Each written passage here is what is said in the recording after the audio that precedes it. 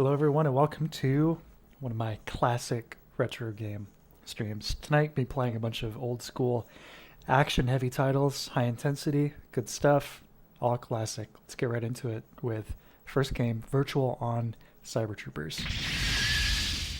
That's right, a big robot fighting game that is not Armored Core. Take a little break. Hey man, Federico, how you doing?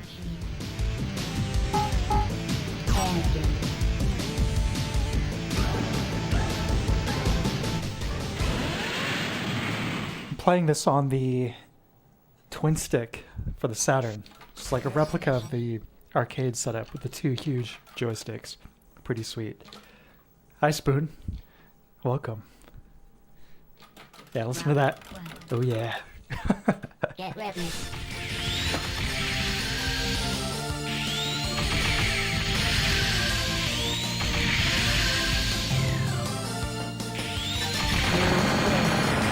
Hey Troop, welcome.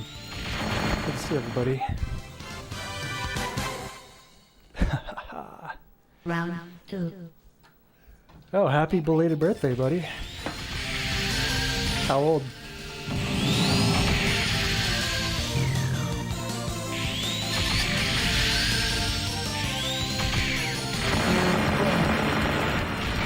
Yeah, this is actually a really sweet accessory, these twin sticks. It feels super premium. I think I paid like $30 for it, and I got it in the box from somebody in Japan. Just this huge, awesome box. Good stuff. Round 1. Get ready. Just got something else from Japan actually on eBay yesterday. I'm really excited to check out. But it's gonna be a little bit of a surprise. It's something I feature on the channel.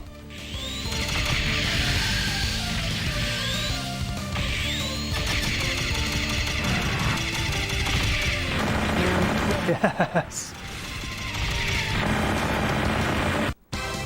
23. Nice. I turned 33 in February. Get ready. That's great. Yes. Hope everyone had a nice holiday. Or is having a nice holiday.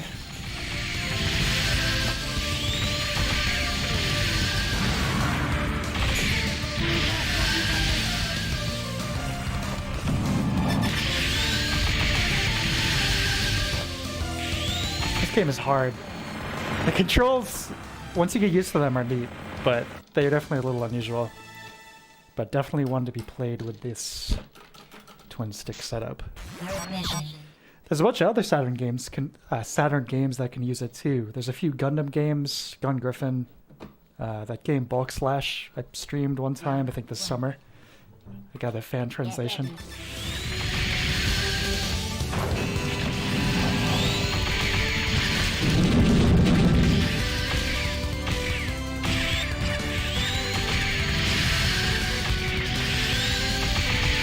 This is a great looking stage. I mean, in general, this is a very good looking game.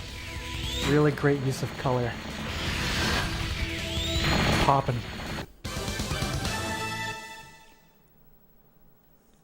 Round 2. Get ready. I don't think these are available on Steam at all, are they? Like really any modern platforms? Sega's usually not too bad with that. This is like at least 75% of the classics are on there. One of the games I might play later, maybe. I was actually very surprised to see was on Steam when I looked it up earlier. It's part of the Dreamcast collection. Of course, this game's sequel is on the Dreamcast, but I don't have a way to use this twin stick controller on my Dreamcast. So Saturn version it is. Also, I might have apologized for this last time, but that fighting game stream where I kept having those issues with the Saturn wasn't the Saturn at all. It was just me pushing the wrong button in the Fenrir loader. Yes, I am an idiot. Sorry, Sega, for that one. Round 1. Get ready.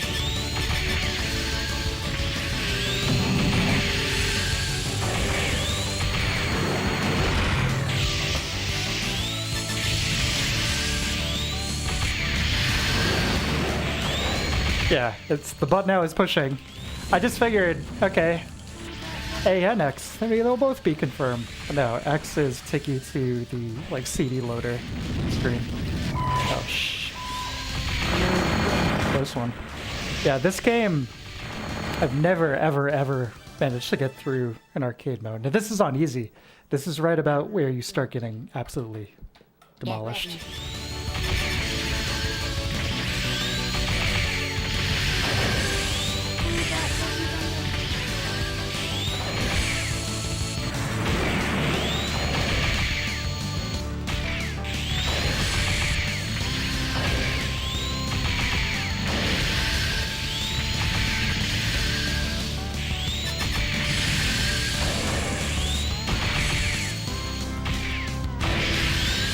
I guess just play more reactively with this guy. Dodge the missiles. Hey, there we go. Excellent.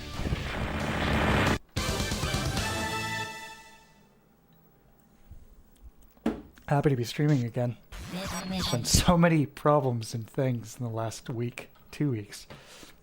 So, happy to be here. Knock on wood. Internet doesn't go down again. Get ready. I actually did last night. I was like, am I going to have this in the morning? Unfortunately, I did, but it's been very shaky in my area.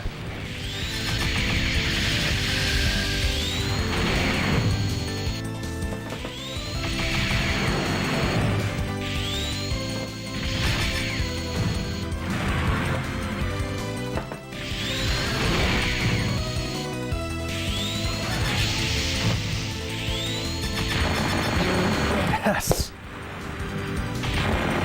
Project Gyre. Haven't heard of that. Or Gotcha Force, or Poppin' Tanks. Round 2. Check them out. Get ready. Yeah, I've been playing most of my gaming free time the last week has been Armored Core. Playthrough. Well, initially I continued to play For Answer after I streamed that a few weeks ago. I got 100% completion in that. And then went back to AC1, beat that. Played through Project Phantasma, beat that. Now I'm about halfway through Master of Arenas, so I've almost cleaned up the PS1 era of AC. Get ready.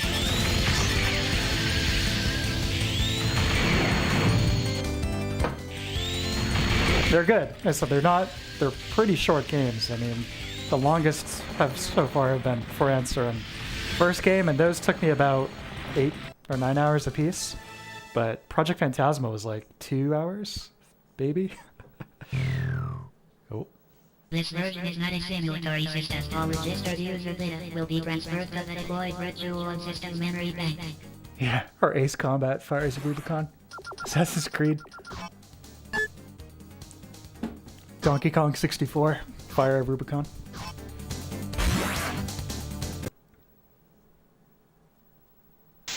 First area. Aliens vs. Predator, 69, Fires of Rubicon. Round 1. Get ready. Slow down, babe.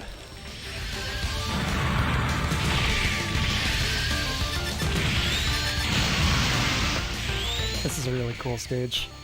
These classic Sega games, they just have a lot of appeal. Just a lot of pick up and play goodness, you know? Always solid on the aesthetics as well, you know? Just always high quality presentations. Here in the Death Star's loading bay.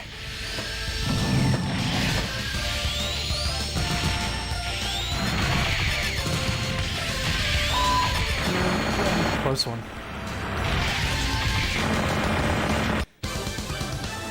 Yeah, I'd like to play Nocturne again at some point, but I feel bad because I still haven't played fifth game, Shin Megami Tensei 5. I still just like, you know, I bought it on the Switch, booted it up. It's like, gee, this sure runs like crap. And that's been it.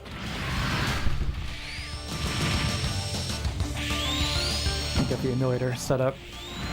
Give that game's art style justice.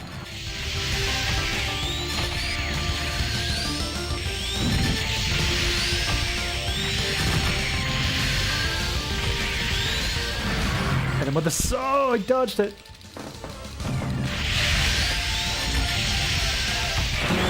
Wow. Man, this is a really fun game. Haven't played a ton of this, but this is definitely really enjoyable. It's the kind of thing I wouldn't mind having the actual arcade cab for. You know, someday when I'm insanely rich, I'll have my arcade room, and this will be one of the units. Get ready.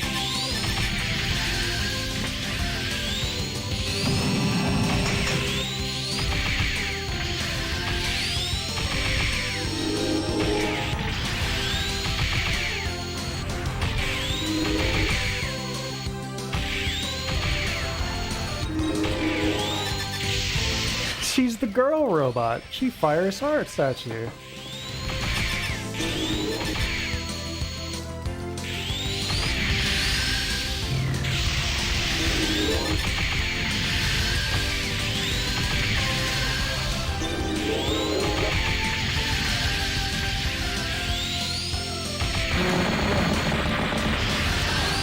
Yeah, I think this was Model 1 arcade board game.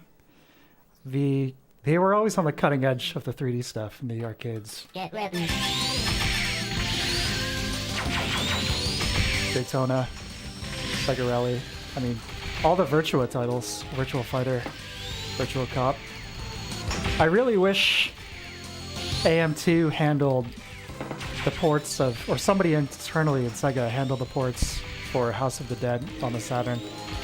House of the Dead 2 on Dreamcast is great, but the Saturn port of the first game is really below par, especially considering how well Virtual Cop turned out on the Saturn. They're much, much better ports.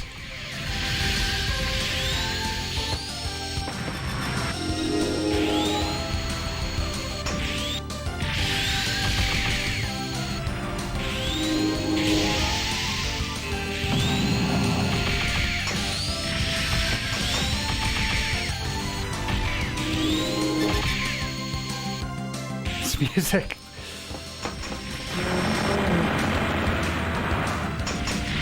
Oh, the right colors and everything are so dull nowadays. I think they're a little better than they were like 10 years ago. It was like maximum desaturation zone. But yeah, still not as punchy as I'd like it to be.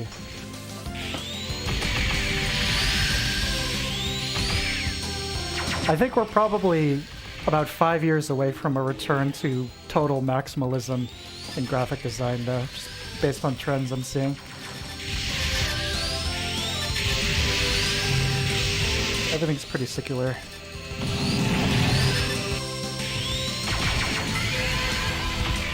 Plus the continuing spread of the like Fortnite art style. They even got Street Fighter now. It's okay. Still looks good.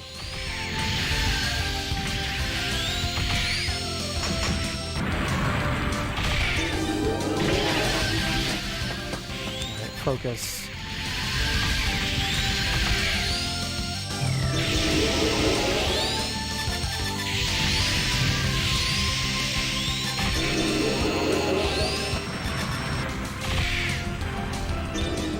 No!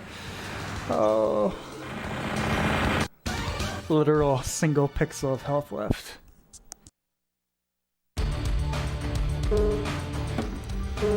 Now, that's a cool continue screen. Nice one.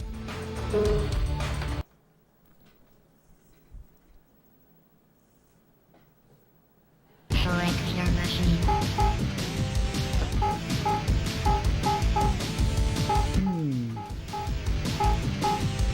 I'll stick with Tenjin.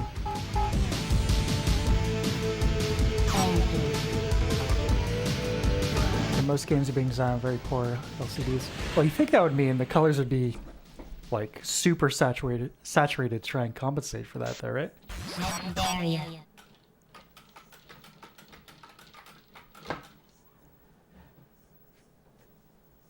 But you may have something there. Round 1. Get ready. We're definitely past the Dark Ages, the Gears of War era.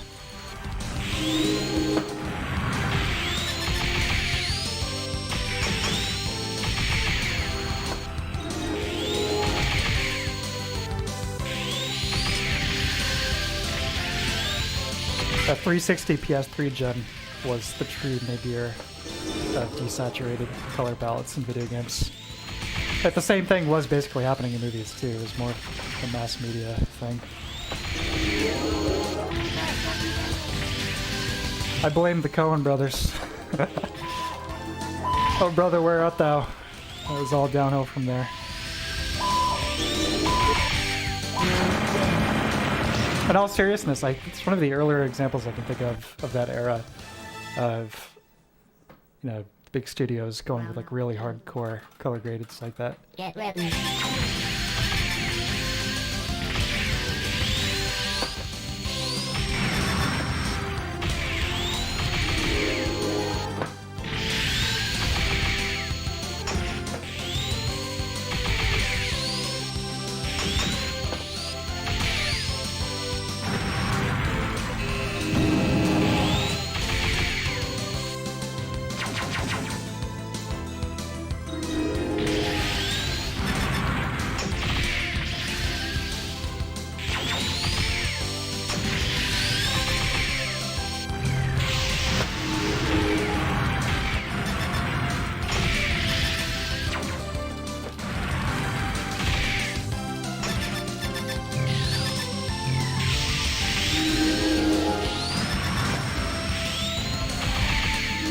Yeah, I'd be hard-pressed to ever completely give up CRTs. Although, so when I've been playing DuckStation, those classic Armored Core games lately, I have been experimenting a lot with the CRT filters that are included with that. Some of those look really nice. Not gonna lie, some of those look really good.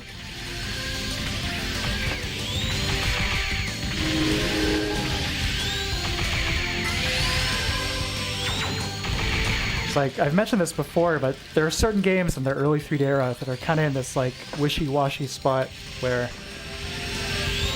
they're so low resolution and sometimes so low frame rate that emulating them just as like a, you know, boosting it from 240p to like 480p, something like N64, can really go a long way to improving those visuals. But, you know, you do have those traits of the CRT, like phosphor bloom, which helped out. So, I don't know. But when you're emulating them at like 480p or above, and you're throwing CRT filters on top of them, you get those nice and fine-tuned, you can start to get some stuff that looks really nice.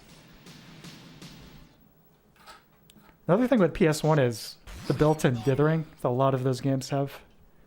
Which is like, when you're playing it on even like a higher resolution CRT, like a PVM or something, you start to see this like checkerboard effect. And there's just like this primitive dithering. And it's almost so visible that some of these games you almost think like maybe playing them in composite on a CRT would be better.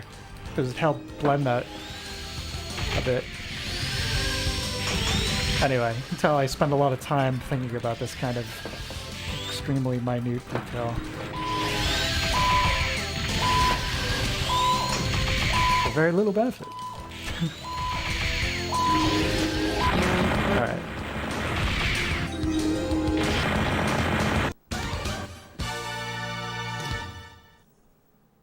Round 2. Get ready.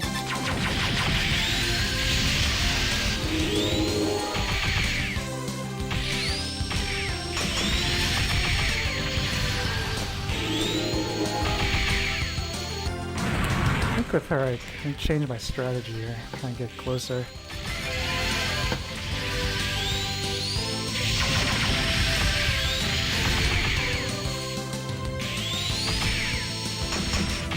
This is like an important thing to consider in this one is everyone has some pretty hardcore recovery frames. So I guess it's worth taking a shot and then getting out of there. Oh, yes.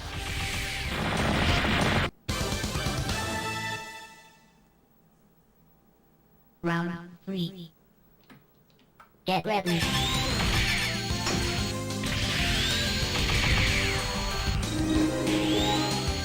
Yeah, getting close. Hit it with a sword.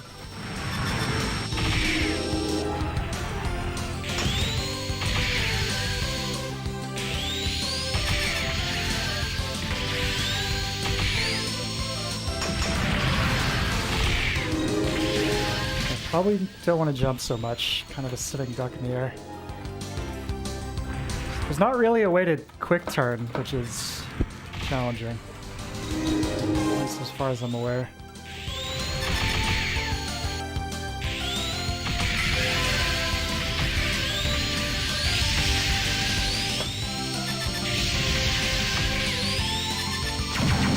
That was pretty slick.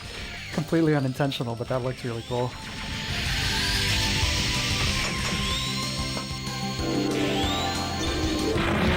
Damn. Yeah, saying I've been enjoying using tasteful levels of CRT filters on the 3D stuff. But yeah, it's for the same reason. It's like a big thing that helps with is the overall lack of, I should say, the color bending you see in a lot of games of this era within like the textures. So this isn't super visible on the CRT I'm playing on, but I'm looking over at the preview screen. The shades of gray on the legs over here, you can see there's like, yeah, it's made up of like 3 or 4 colors. So in a CRT, it helps with the bloom, it helps kind of, yeah, exactly, radiance bleed. It helps blend that stuff a little bit. Scanlines too almost provide this kind of, in a way, a form of anti-aliasing, just giving splits between, you know, this kind of low resolution image. Kind of ends up resolving the image in a similar way. Get ready.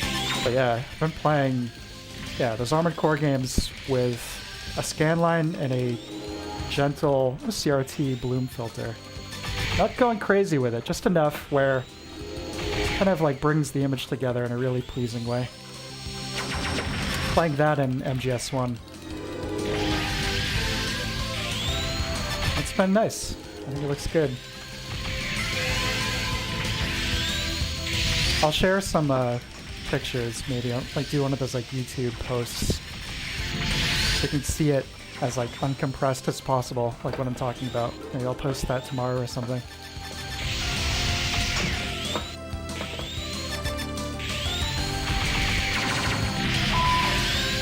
Come on.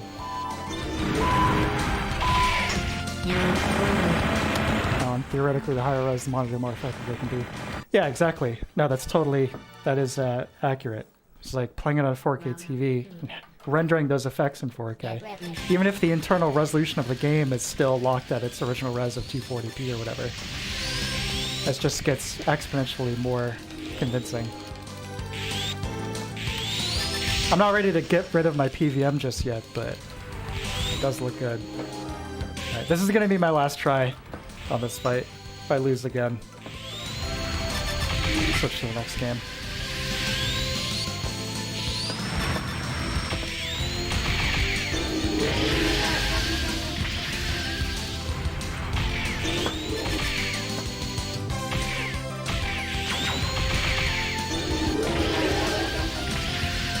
Played too much of this. Any tips? Hey. One more round. Kinda wish I was the blue version, but I think you only get to be that if you're playing on normal. Get ready. I'm not.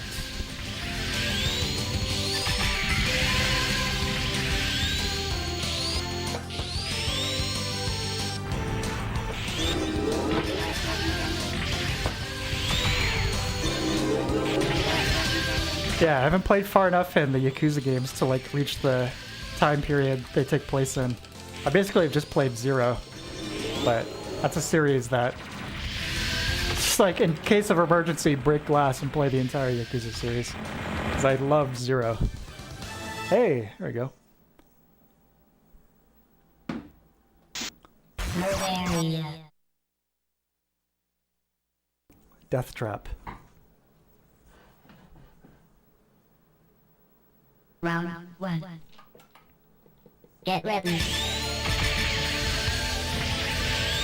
Another great looking stage. Look at this.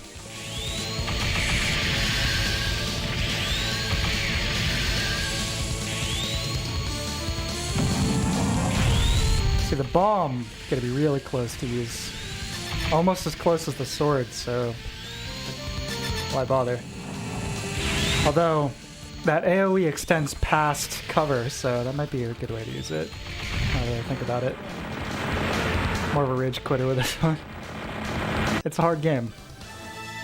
So the only way I can make any progress in this is if I play it on easy, which is what I'm doing. Get ready.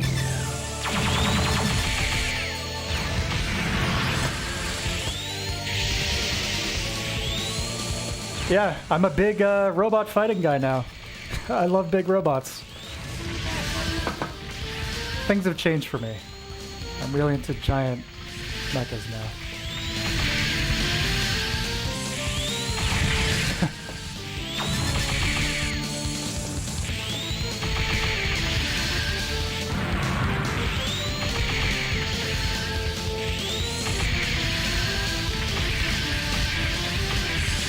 Yeah, see they have plenty of recovery frames. Ooh. Oh my god. Ouch.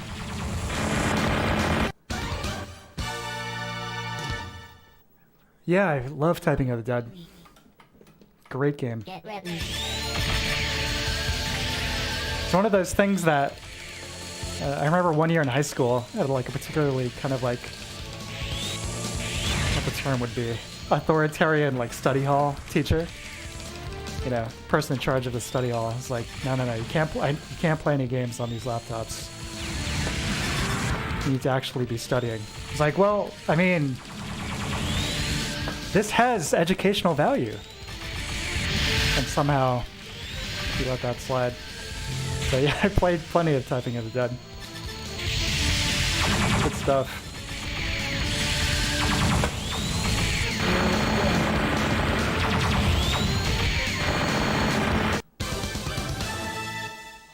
Yeah, I'll play Typing of the Dead sometime on stream. That's a good idea. Final area. Gotcha Force. That sounds cool. It is on Steam. Nirvana. Get ready. Ooh. This final boss? I've never seen this before. This has the looks of a final stage here, doesn't it?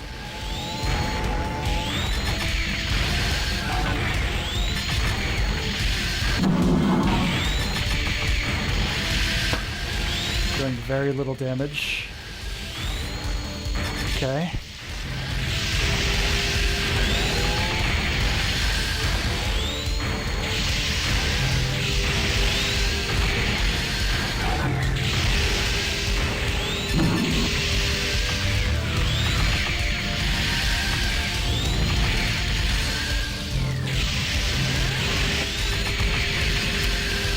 Speaking of last bosses, the one in Armored Core Project Phantasma, that was awesome. That is actually really similar to this. It's kind of like the same setup. The environment actually looks really similar.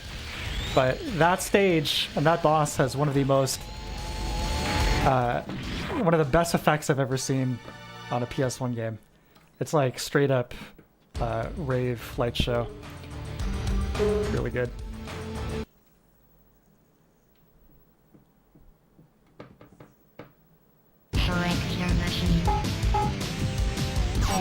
I'm really into the presentation of those PS1 games. Like some of those kind of maze stages don't look so hot, but overall, it's really good. Plus the soundtrack I'm a huge fan of.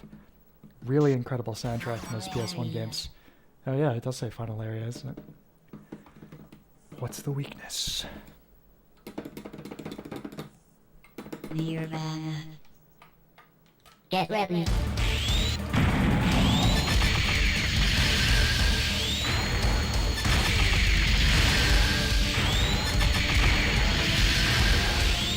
It's not just like the huge health and time limit, which at this rate, not gonna happen.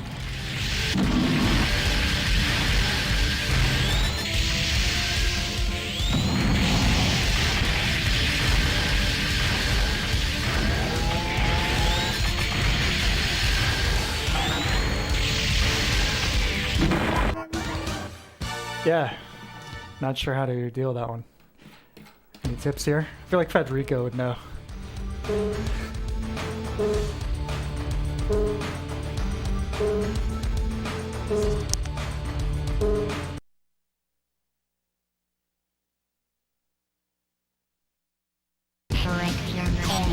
I'll give it one more shot. Even if this doesn't work out, this is by far the furthest I've ever made it in this game, so I'm happy.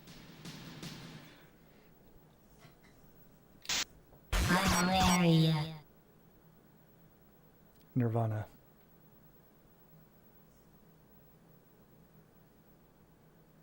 Nirvana. Or Nirvana.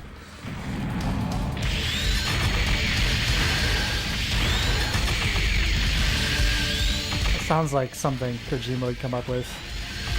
The space station's called Nirvana, Snake. Why is it called that? Because of its proximity to both the Earth and the Moon. Nirvana.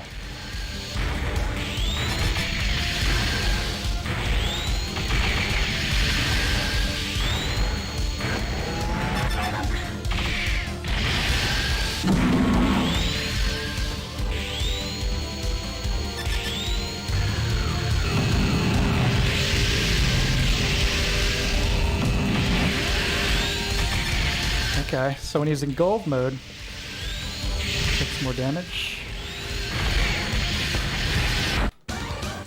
Still got smoked. That's okay.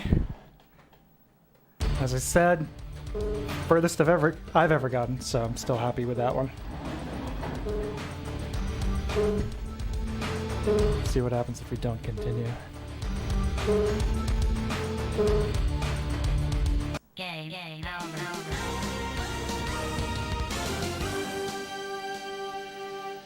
Sega, always with the encouraging game over little tunes, huh? Okay, so that was Virtual On, Cyber Troopers, the Saturn. Very cool, especially if you're playing it with the twin stick. Highly recommend it. You can get them dirt cheap on eBay for some reason. And like everything else I seem to get from Japanese eBay sellers, they are insanely good condition for very, very cheap. Okay, so I'm going to switch systems here and move on to the next game.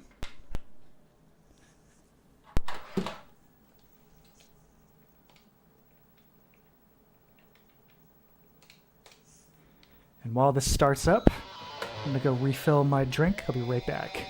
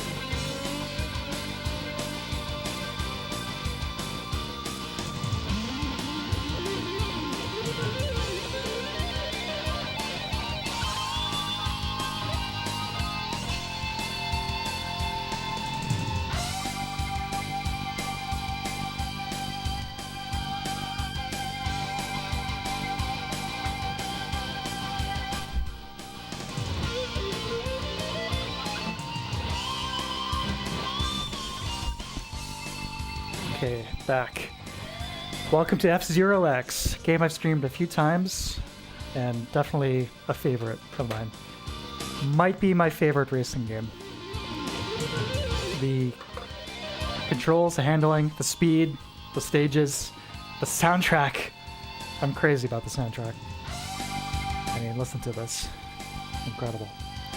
Okay, get started.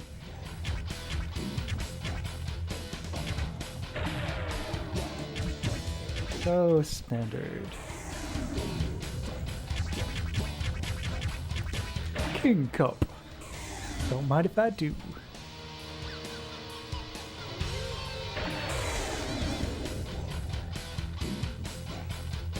If there was a way to play this online, I'd be very interested. Have some kind of huge tournament. If they could even do some kind of like ROM hack where it could support, you know, like 16 people playing simultaneously somehow. That's probably a complete pipe dream, but that would be incredible. I think this is on the Switch, right? The N64, like Switch emulator. And that has online play, but even then, you know, the best you can do is 4 players, which is cool, no doubt.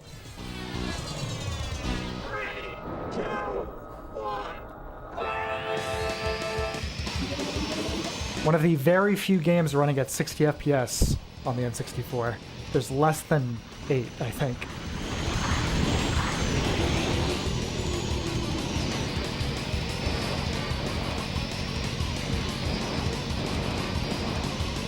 There are no bad F-Zero games, or at least any that I've played, but this one edges it out for me.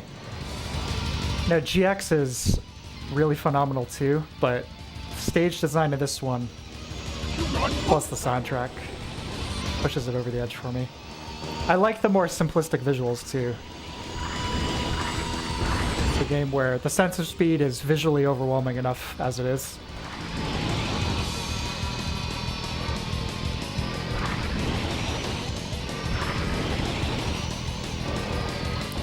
But it's insane that we haven't gotten a new F-Zero game, a new proper F-Zero, since the GameCube. I think we've talked about this every time I do play this, the possibilities and the what-ifs.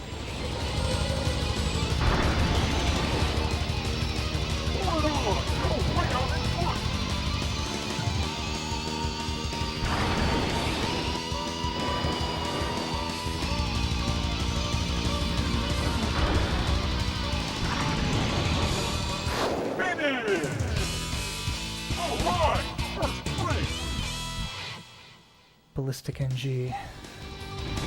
Yeah. I open that up in another tab.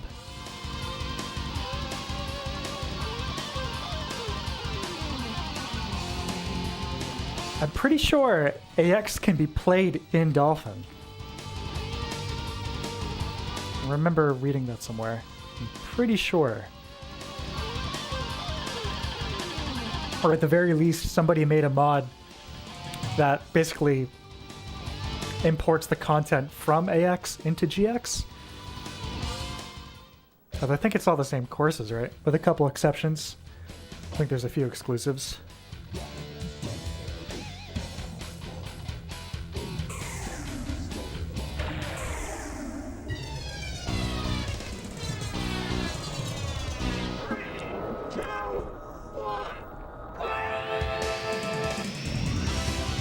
Awesome piece of music here. Yeah. Since I'm going to be switching between not only multiple games and systems, let me know if audio levels ever need tweaking. If I'm too loud or the game is too loud or whatnot.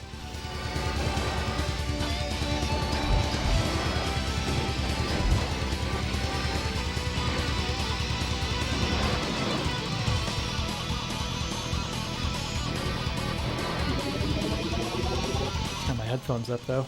Hear this better. Yeah.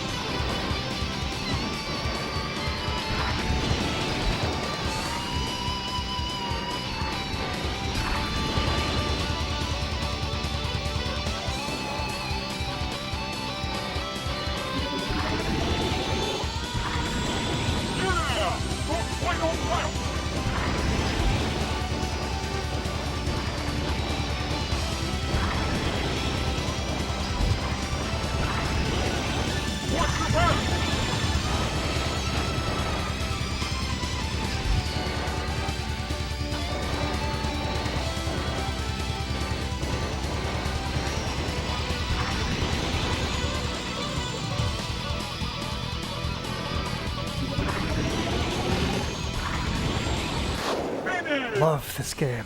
Oh man.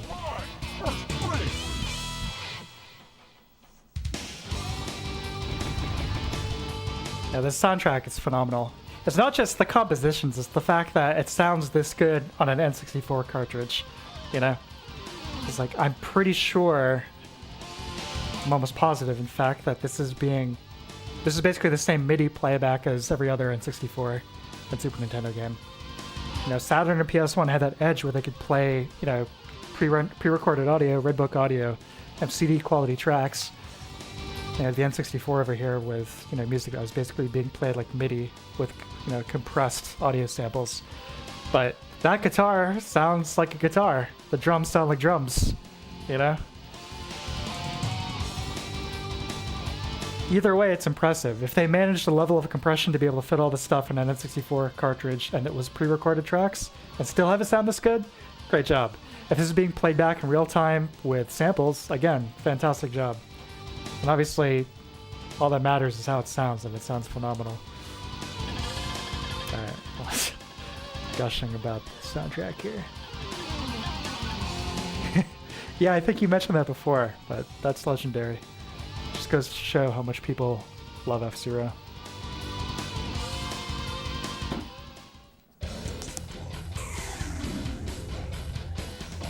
As they should.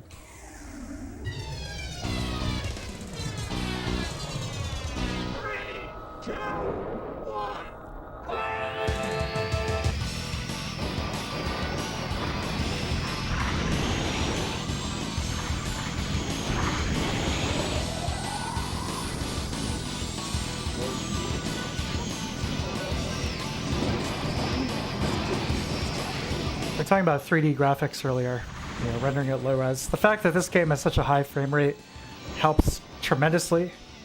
You know, just the feeling of playing it in the modern age, whether it's on a CRT or a modern display. But also that art style, you know, simplistic but flattering. Looks good on OG hardware. Upscales very clean emulators. Next time I play this on stream, I'll emulate it and see it in that form. But it looks good here on the old N64.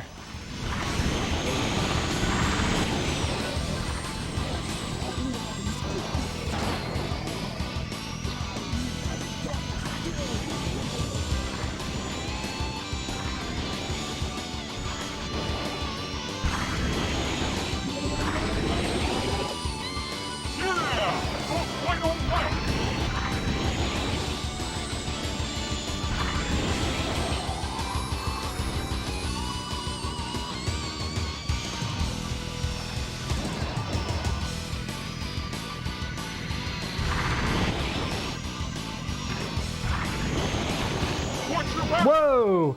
Too bad. You lost your machine. Too bad.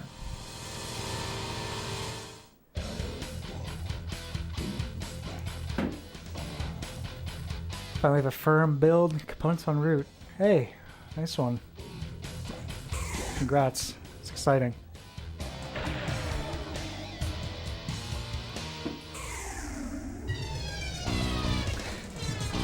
Oh yeah, it's my favorite game.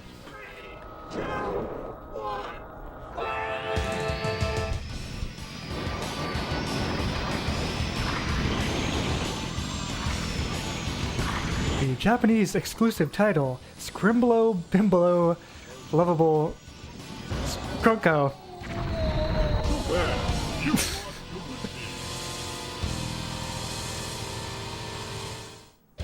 Alright, let me focus on the track. Not these absurd jokes.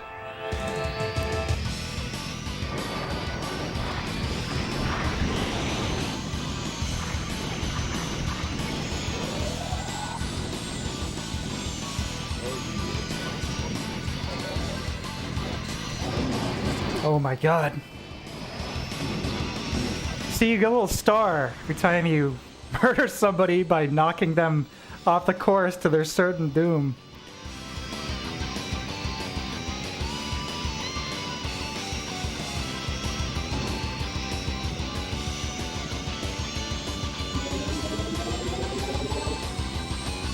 got most power!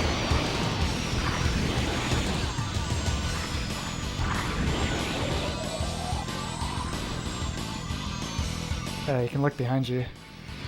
See how useful that is, but... Change camera angle.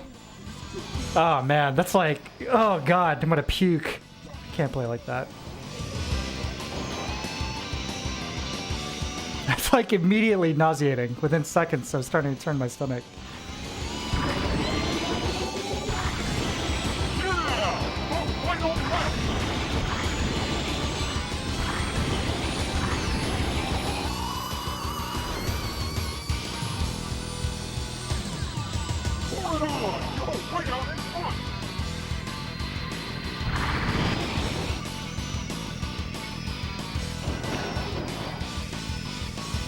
Be careful here.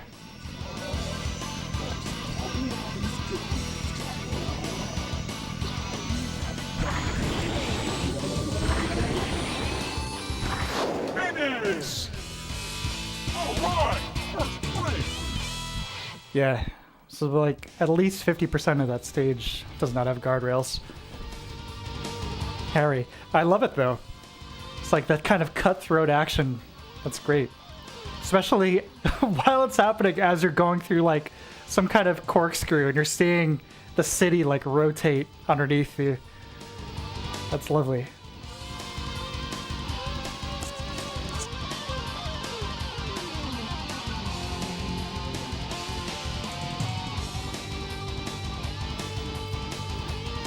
Project Big Robot never had the Vikings of Varsity IP. What is that term? It's like Little Carmine. He's always like mangling, you know, metaphors. It's like malpropism or something. You know, the sacred and the propane. I was talking to somebody recently. I won't name names, but they are throwing those out left and right. It's like laughing my ass off. Oh man.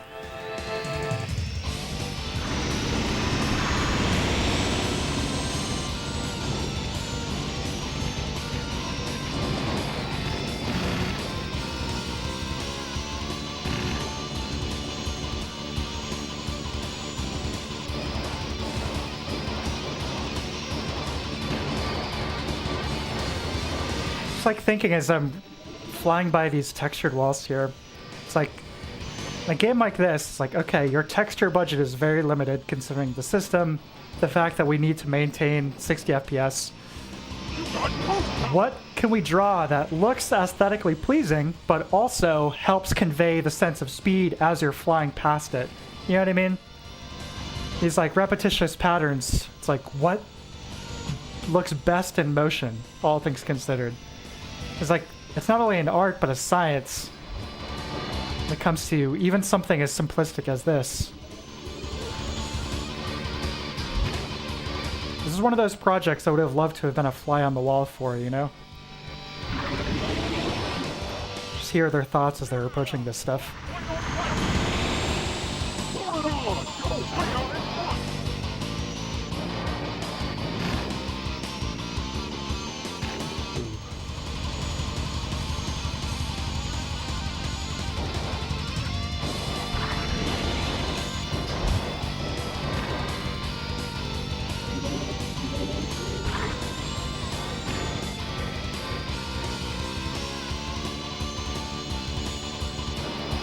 It's not just the music, the sound design too, of all the ships, the engines hitting the boosts.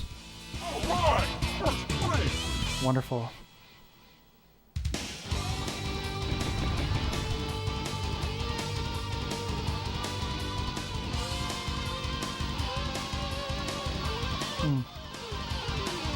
Metaphor. That's a lovely word.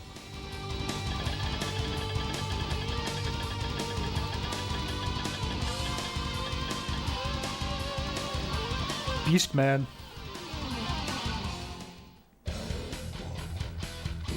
Alright. Let's do it. Marth. Yes. The beautiful combination of Marth and art. also known as the seedier sections of DeviantArt. I've never actually played any Fire Emblems. I've watched a little bit of gameplay, but I've never actually played one. Anyone here a fan of that series? Outside of their sheer overrepresentation in Smash Brothers? Strategy RPGs in general is a kind of unknown territory for me. I've played Final Fantasy Tactics back in the day, and that's about it.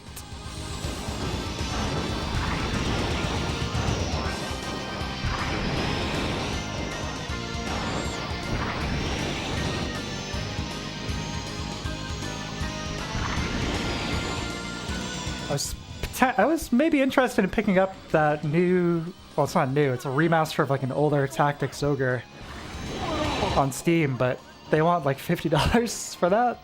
That seems a little crazy. Maybe when it's, you know, 15 or 20.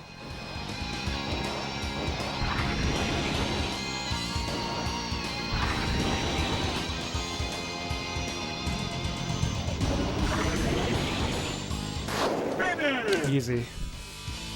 All right, first place.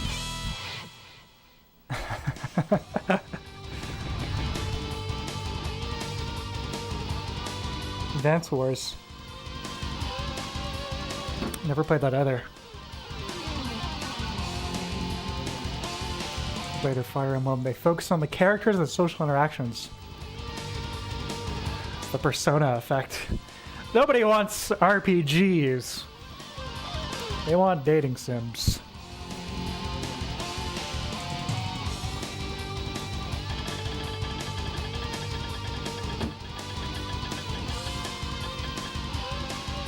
And before Nintendo gets a new one. Yeah, it didn't... The first Advance Wars was supposed to come out on September 11th, 2001. Or something. Right? They delayed it as a result. Something like that happened like 2 or 3 times in the series.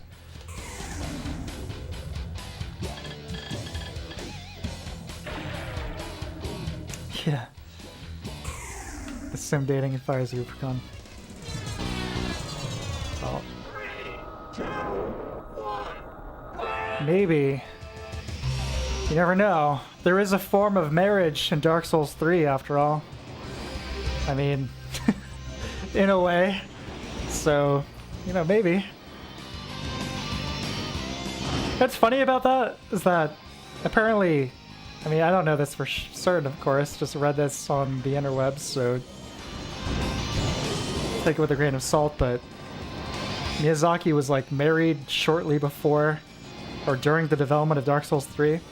So the fact that and I'm not going to spoil it, but that scenario occurs within the game is a little disturbing, kind of funny.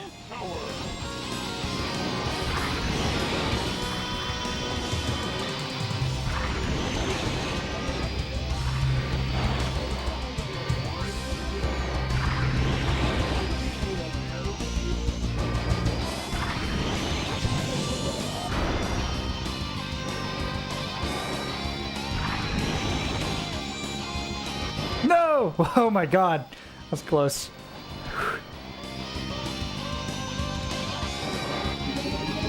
Watch your back! Yeah! Right on left!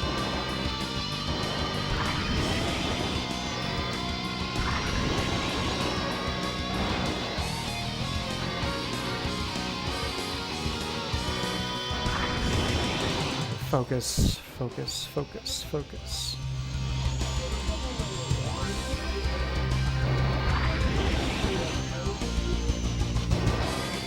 There's no guardrail on that turn. Beware. Nintex. Finish! All right, first place. My favorite RPGs is Sim Dates and 1,000 Arms on PS1. I never played that one.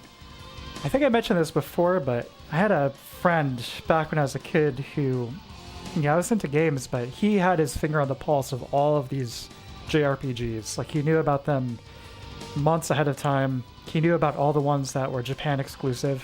You know, I remember playing like Final Fantasy V at his house on an emulator in like 1997 or 98 or something like that. He had Thousand Arms, but that's one of those games I never checked out back then. Yeah, it is a great roster, isn't it? Yeah, James McLeod. He's even driving basically a converted R-Wing. What are the implications? Alright.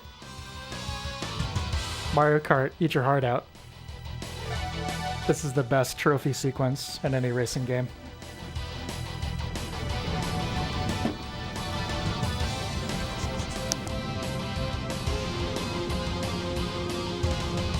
The fact that Mario Kart 8 does not have one at all is just...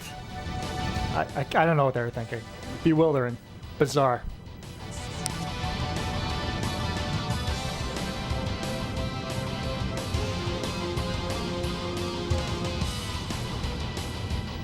Oh yeah, I remember that spoon. It's like, but the whole... Every piece of dialogue in GX is insane, and in a good way. It's so strange. All those endings, they're like... That's the true successor to Mortal Kombat Gold. The cutscenes. In GX. Look at this.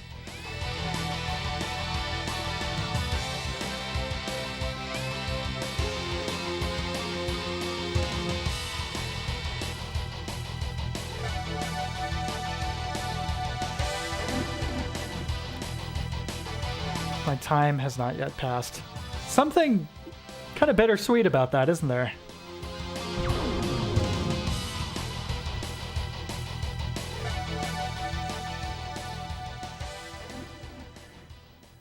No, I still haven't checked out the DD expansion for this. Not yet. That's definitely on the agenda at some point.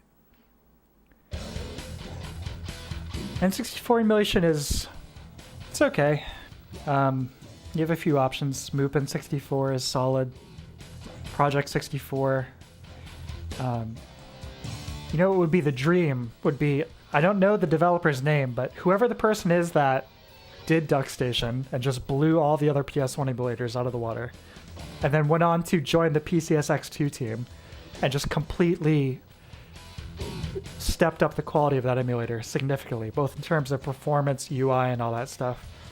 If their next project was the N64, that would be just spectacular. That would be the dream. Yeah, there's a cup down in F-Zero X. Time to move on to the next game.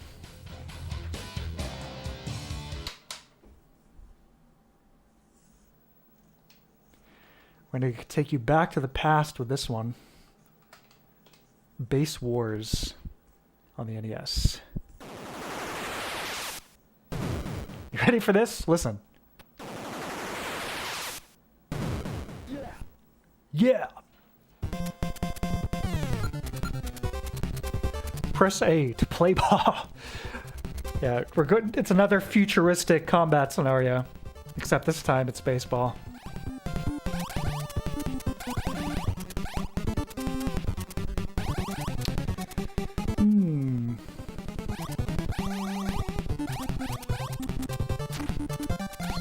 San Francisco go up against the Yankees. We'll do 6 innings.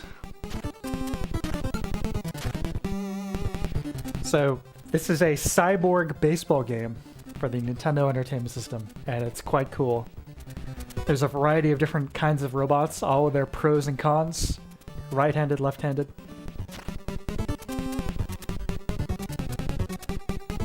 Yeah, exactly, Spoon. Poor guy. It's like he even feels slow in Smash Ultimate.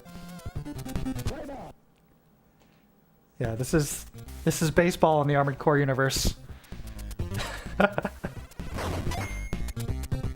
That's an out. Easy. Or not, okay. Sure, thanks. So yeah, this game's baseball, but obviously it's got some unique elements to it. You'll see.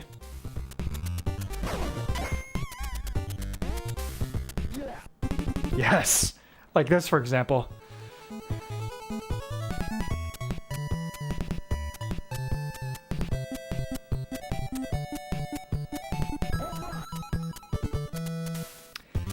The best, though, is when a... okay? When a base is contested. You'll see.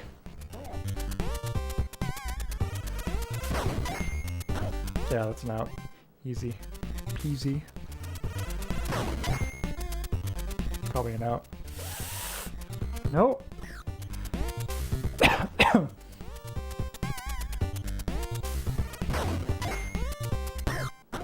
Damn.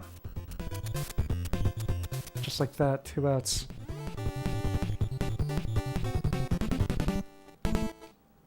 Base words with Black Dynamite. It's been like Black Dynamite's consciousness reprogrammed into one of these robots.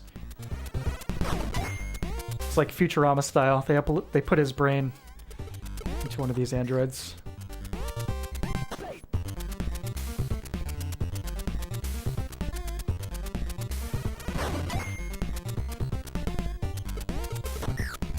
No!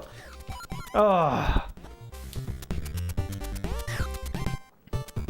Yeah, this is the Armored Core prequel. They're really upset about how this game went, and everything just went to war afterwards.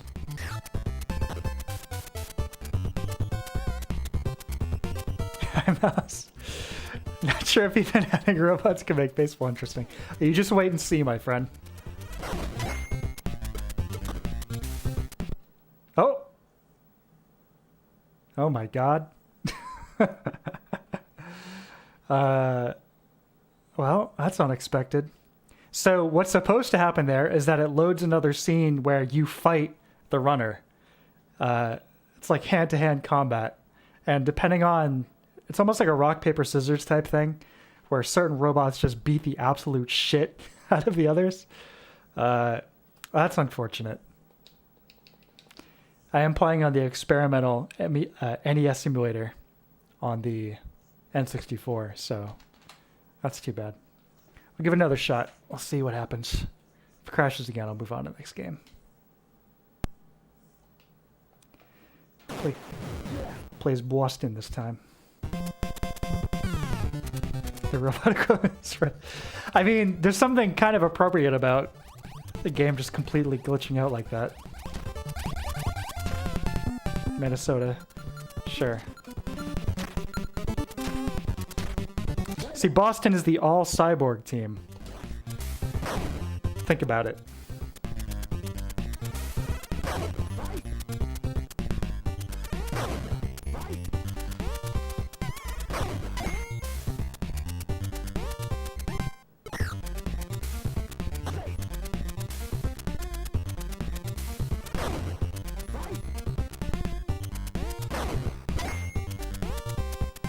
Softball.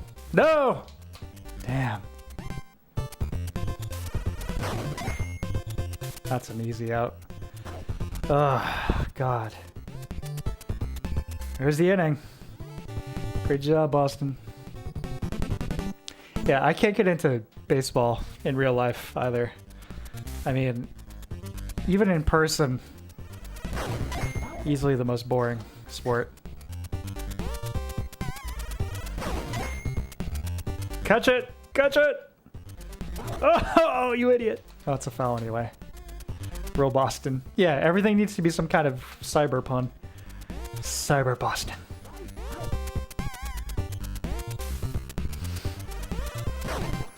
Have I played it? Yeah, I have. Playing baseball is the only way to make it fun. Or having, robots that engage in deadly Mortal Kombat. It's a bit of a redundant statement, isn't it? Deadly Mortal Kombat. This track is pretty funky though. Oh yeah.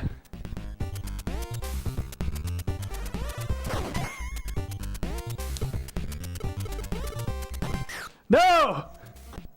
Damn it. Okay. That sucks. That's really frustrating. Damn. I'm trying to think alternatives. I guess we just can't do Base Wars on the NES emulator on the N64 at the moment. That sucks. Sorry. I'll play it again sometime on a more reliable setup.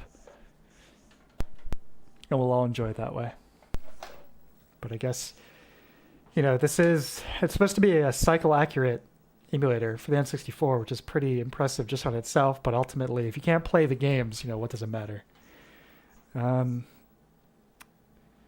going to take another quick break here. And while I do, I'm going to set up the title track for Solstice, which is probably the single best piece of music composed for the NES by Mr. Tim Follin. Enjoy. I'll be right back.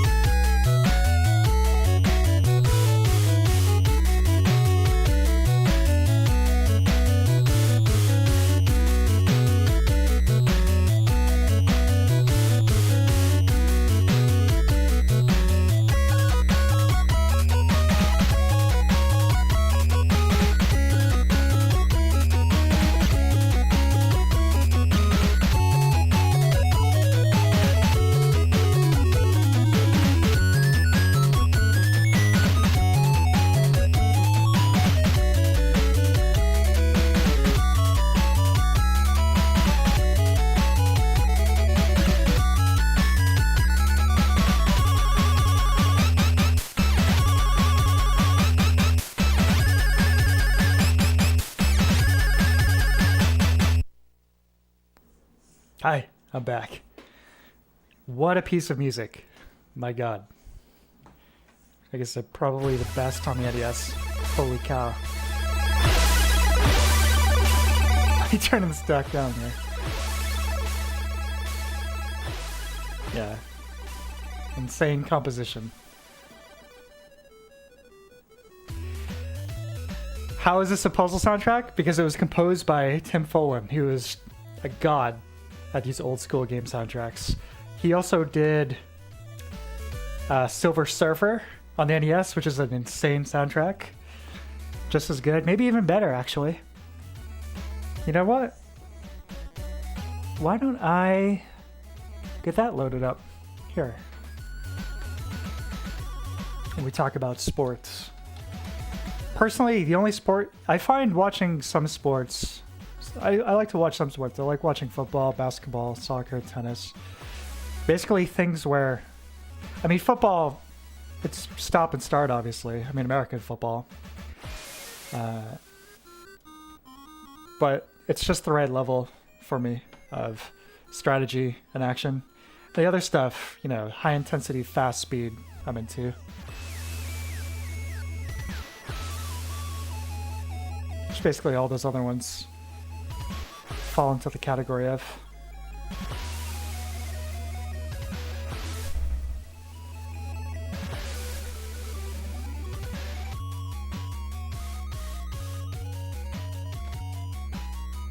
Yeah, like the Marvel character. Yeah. You have. Hi. Welcome. Yeah, so let me show you guys Silver Surfer. I've never played it before. I've only listened to the soundtrack and watched the AVGN episode. So I can't promise this is going to go very well. But give me 1 sec and I'll get that set up here. Let me see if there's something else I can get going in the meantime. Can I get the SD card out of the N64 without it crashing? Yes, I can. Okay, cool. I feel like I'm performing surgery or something. Yeah. Let me get this ROM on the SD card. We'll do this thing. Didn't even know there were Marvel and Spidey, Batman. Yeah, there's a few X-Men games. I mean, they're pretty much all bad. Not good.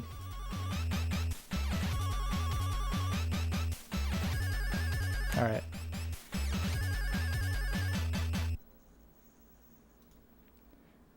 Yeah, there's another puzzle game. Which was it that Tim Follin did the soundtrack for?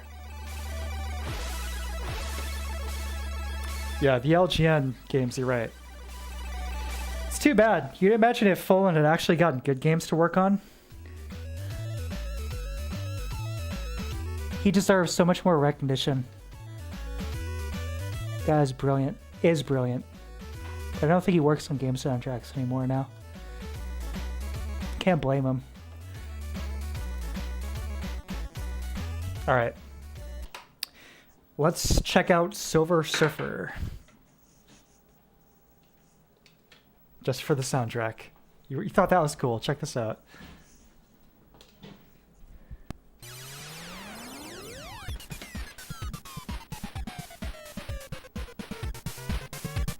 Turn it up. Oh yeah.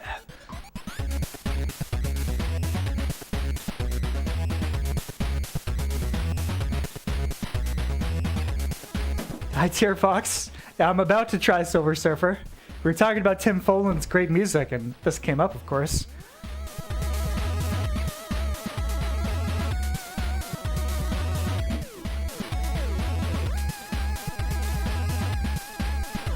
See, old Tim was kind of the European style where these like Commodore 64 composers, they're like trying to show off by writing like 7-minute long pieces of music for the title screen. You know what I mean? You know, you're gonna like, most people are gonna hear like 5 seconds of it, but listen to this.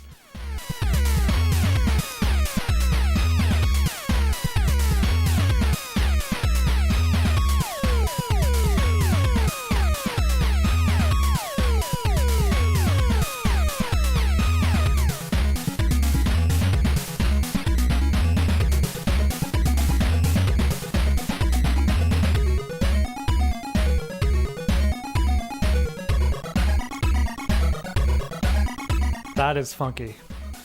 That is seriously funky.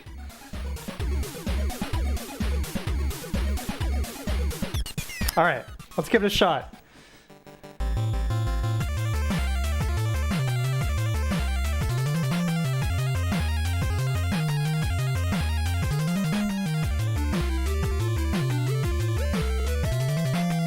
See how I do.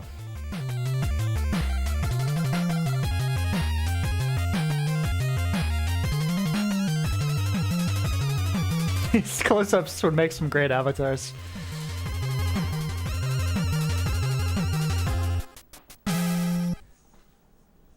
Alright, ready for the other coolest piece of music on the NES?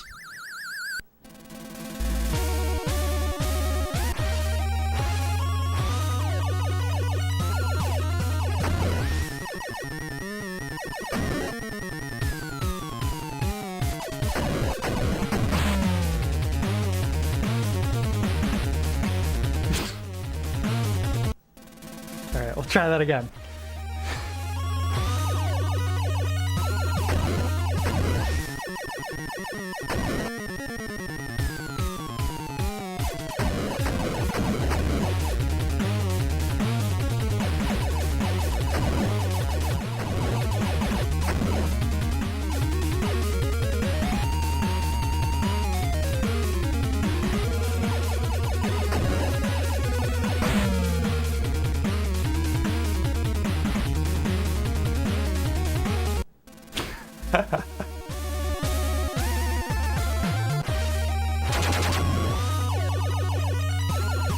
This game is very hard.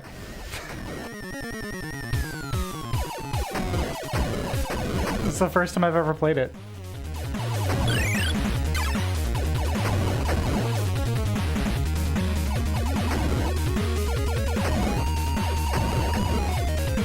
Yeah, exactly. It's not just the compositions, you're right, Spoon. It's the technical side of it. It's like insane what they're accomplishing.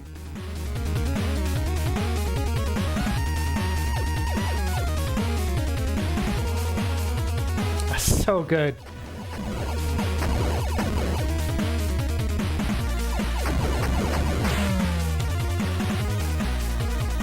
It's definitely a turbo controller kind of game. Oh my god. Alright, so while playing this first 10-second section for the third time, I'll try and explain something about the NES. So, a very primitive synthesizer, basically. You have 3 or 4 sound channels. I believe 2 square waves, a triangle wave, and a extremely low-resolution sampler that people would usually use for either the in-game sound effects, the last one, maybe drums. And in the case of these guys, not only are they using it for drums and sound effects, but also for the other instruments as well, to provide a little bit of variety in the sample usage. Long story short, it's very impressive and sounds great.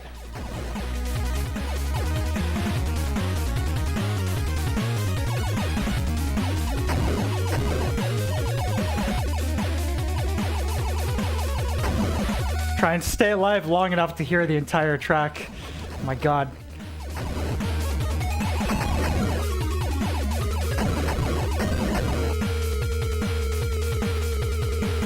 I hope you're listening on headphones or good speakers, because this literally kicks ass. No! Oh, I think we got to hear the entire track. Man, that's nuts. This game is brutal.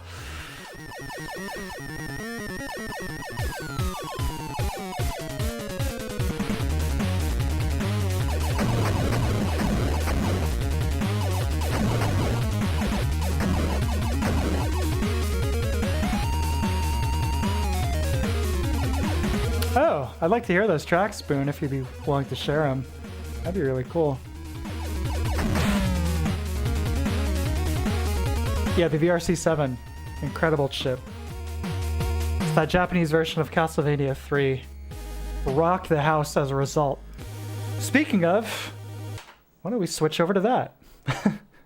A game I might be able to make more than like 10 seconds into. Or not. Never mind. Yeah, this NES emulator on the N64 here. A bit of a... in the early days. That's okay. Let me move on to the next system of the evening. Ready for this?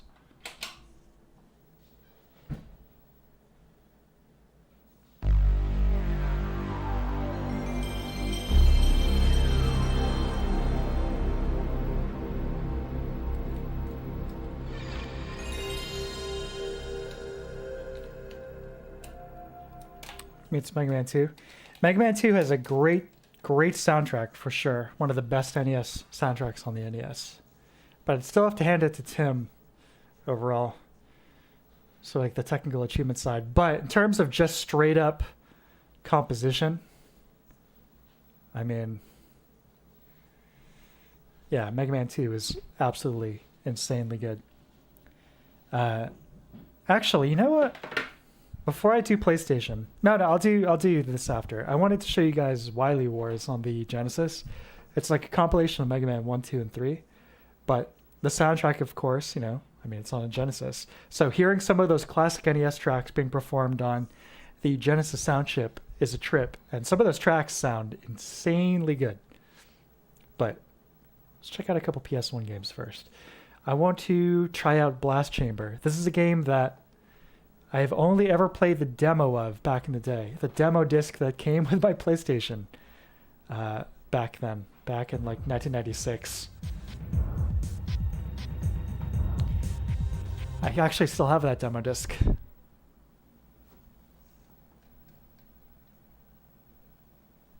Oh. Let's try that again.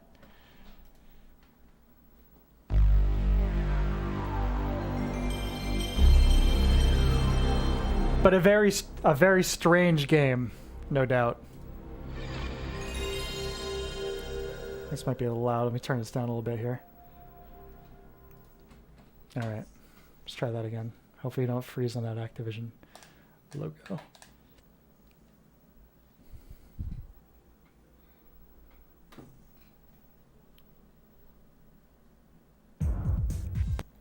Could always pop in the demo disc in my PS2, I guess.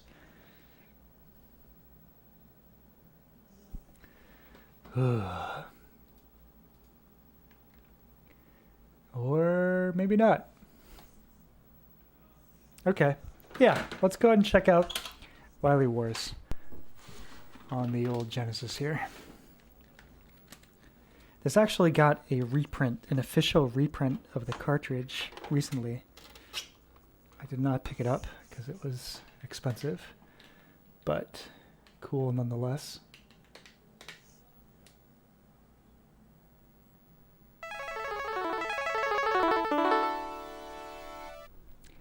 Not something I had seen prior, which was neat.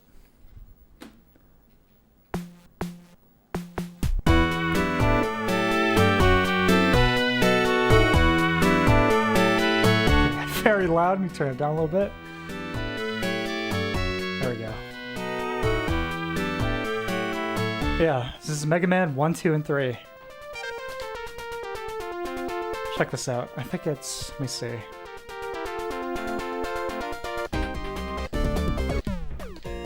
Yeah, listen to this. Let me just hear this for a sec.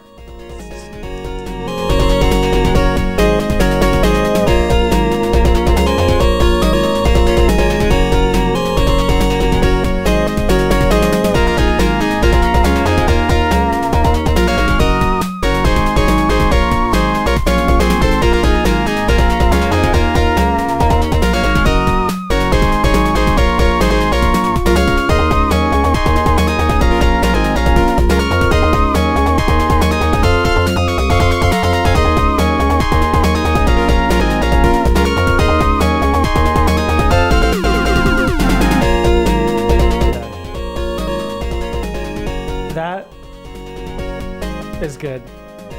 That's like, some of these tracks I still prefer the NES versions, but hearing these on the Genesis, that's good. Yeah, let's check a little bit of this out here.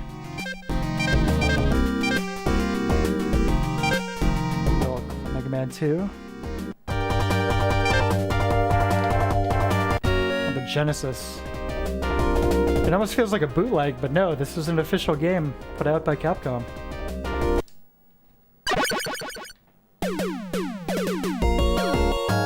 Weird, huh?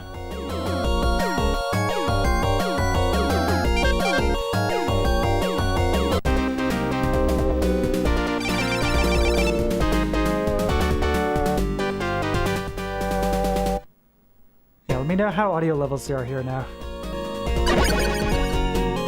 Yeah, it's so strange. It almost seems like it's the feeling of like a bootleg or something, but no, this is Mega Man. This is official.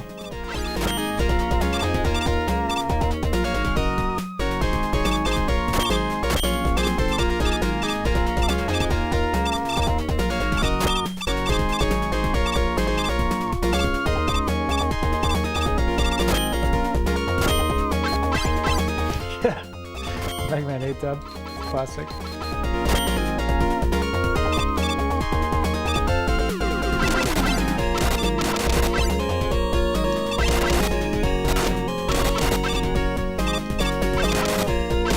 Still look like ice cream cones.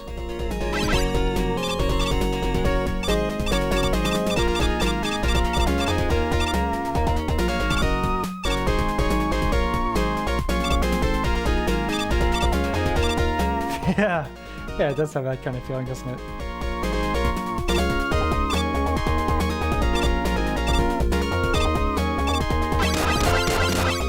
Some of the sprites, like that guy, they kind of have that thing going on where they weren't redrawn, they just like added additional like color gradients to it, which just makes it feel a little uncanny in some ways. Like there was a port of the NES original Final Fantasy on the MSX. That's a similar thing where it's the same exact sprites.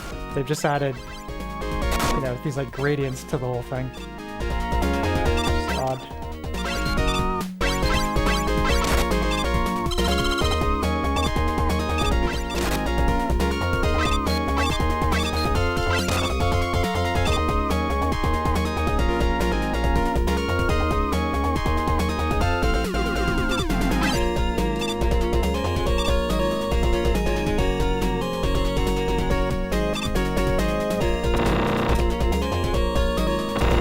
See if I can crush Metal Man, and then I'll resume my scheduled programming and go back to the PS1.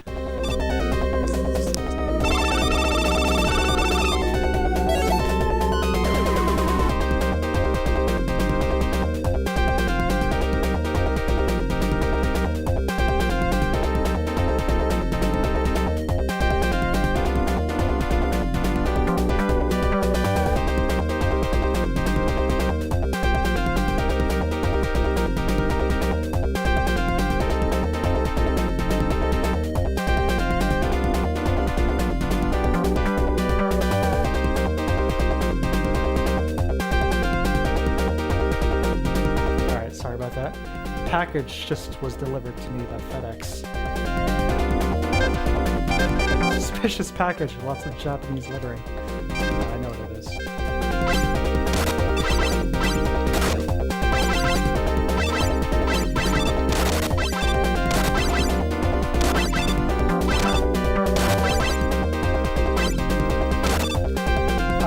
No, I never played any of the spin-off games. Just the regular series and the X.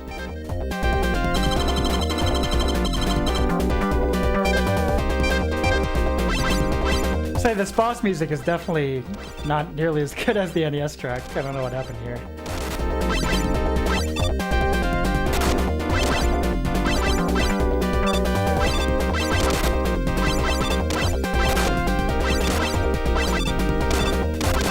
Like the tempo of the different instruments aren't right. Like playing in different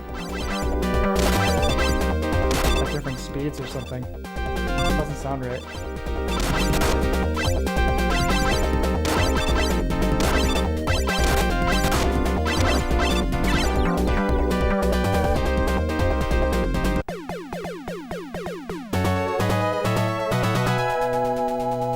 Yeah, Wily Wars. I said it's got some cool pieces of music, you know, you can experience via the sound test.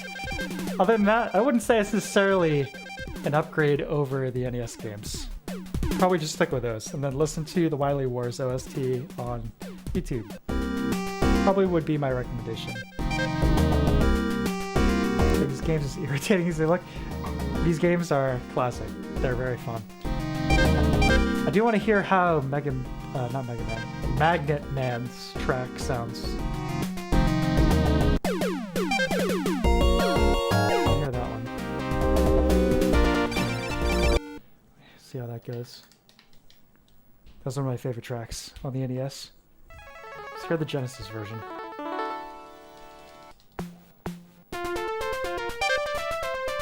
Probably faster to just find it in game rather than going that route.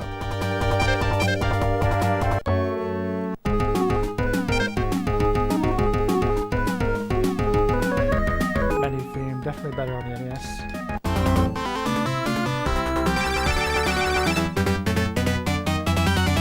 Yeah, ZX is supposed to be cool. I mean, that's like basically the proper successor.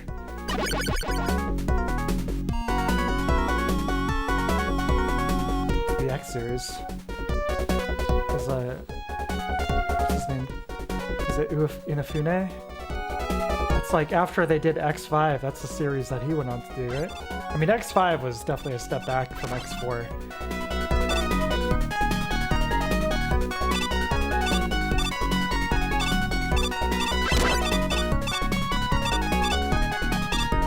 Cool. Hey, how's it going? So far, I gotta say, NES version of this track definitely takes it.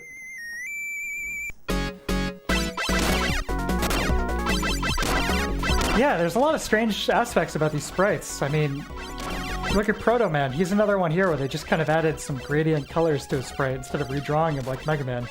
So as a result, he looks like he's like 25% smaller than Mega Man for some reason. Like, what the hell's going on here? Capcom, what are you thinking?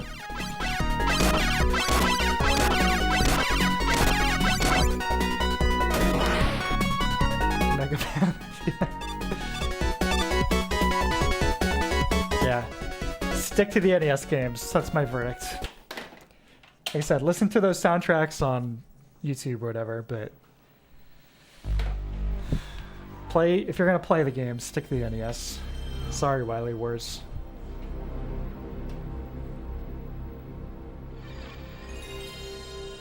So that box from Japan I just got.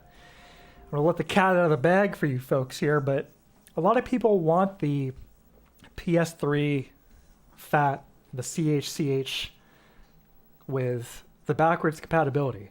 And if you look on eBay, most of these are going for $300 or more if they're in good condition and they're still working.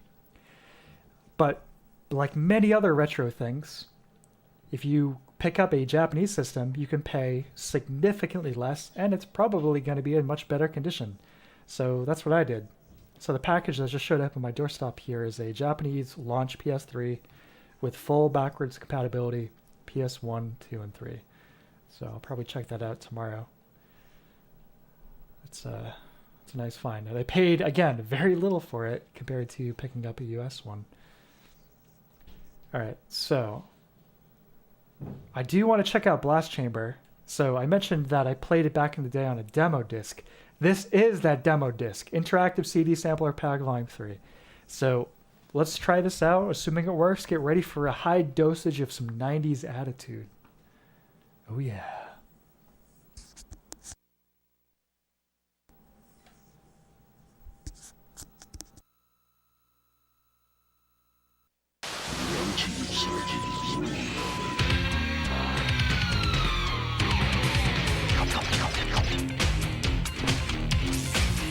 I haven't seen this in probably 20 years.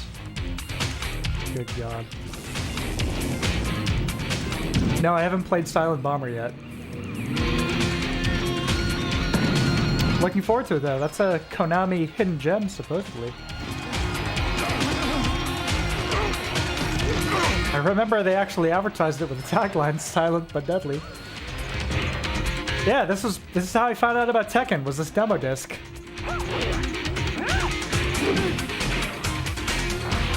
Saw the demo for Tekken 2 with no music. It was really spooky.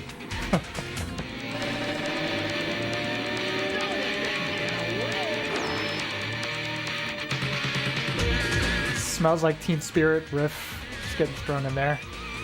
This was like 96 after all. Yeah, I played and beat the OG Armored Core. And then I beat Project Phantasma, and now I'm currently working on Master of Arena. I'm about halfway through that one.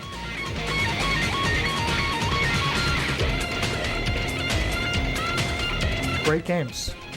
Planning on playing the entire series, and I'll be putting out review videos for each generation.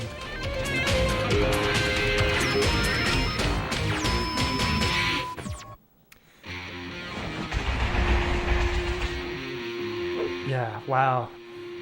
This is a blast from the past, big time.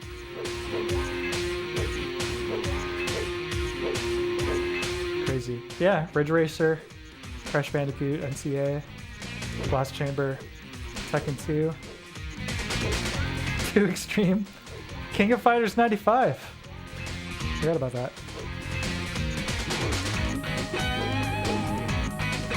Let your little brother play with that N64. You got a PlayStation. Alright, let's see if Blast Chamber works on this one. Hopefully. This demo, me and my brother played the hell out of it. Very cool.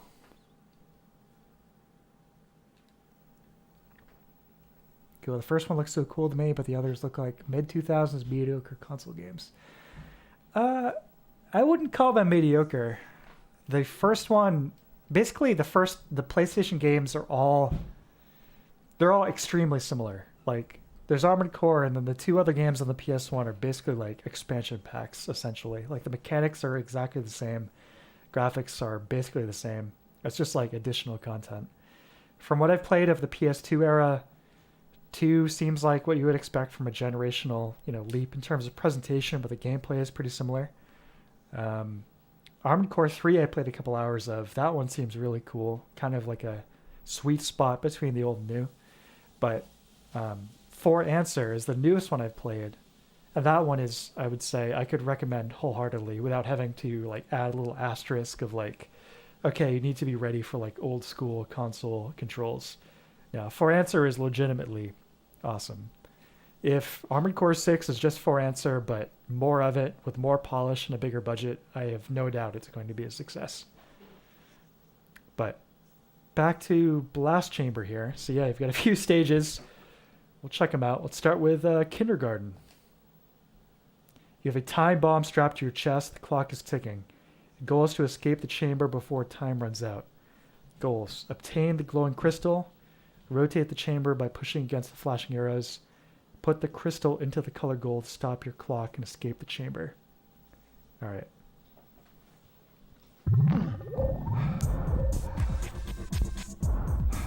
Yeah, this is crazy. So, let's see how this goes.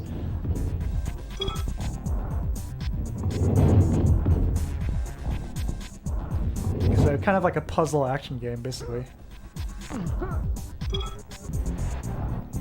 Grab the crystal, take it to the spot. Easy. Well done. Thank you very much. Okay. Oh. Very sensitive input here. Let me jump down and we'll get back to the menu and we'll play the tougher stage.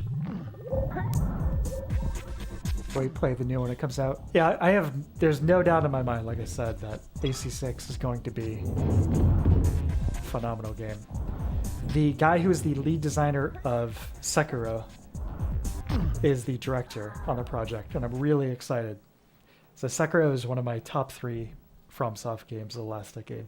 I can't wait to see what he does with that. I have no doubt it's going to be fantastic.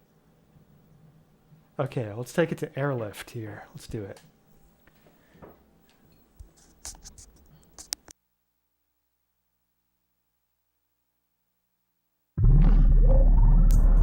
Oh yeah, Bruce Willis Apocalypse. So that game was actually developed by Neversoft, the company who developed the Tony Hawk's Pro Skater games.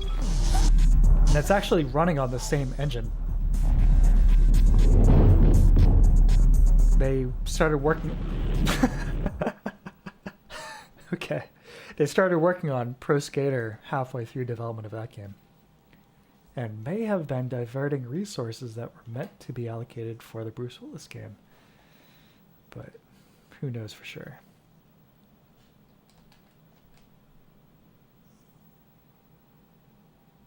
Gravity shift stuff is so cool, the room rotation. Yeah, it is. Quit out of this though, because I accidentally picked a multiplayer map.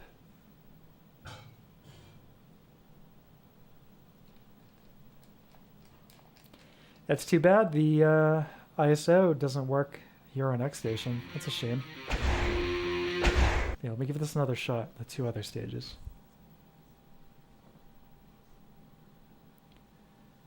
Didn't play Sekiro yet. Sekiro. I'm looking forward to playing it soon. Now I'm playing Demon's Souls. They're all good. So I've mentioned this friend of mine who he hadn't been able to get into any of the Souls games prior. Like, he played a little bit of, some of them, bounced off. But he really got into Elden Ring. He's like, this is the best game I've ever played. I was like, yeah, it's really good, but you should check out the other ones. He's playing Sekiro now, and he's been texting me. He's like, maybe it's just recency bias, but I think this game's even better than Elden Ring. It's like, it's not just recency bias. I just did the same exact thing. Got killed by 20 seconds ago. Damn. But yeah, I'm kind of jealous in a way of him. He's like getting to explore all of these insanely good games of the last decade that FromSoft has put out. But yeah, Sekiro for me is definitely one of those top games. Oh man. All right. No more fooling around. Let's do it.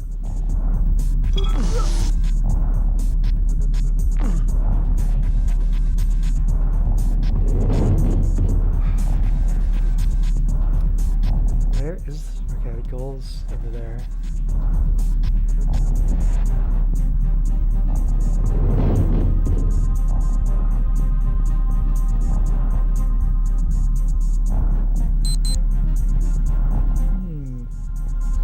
Might have screwed myself here.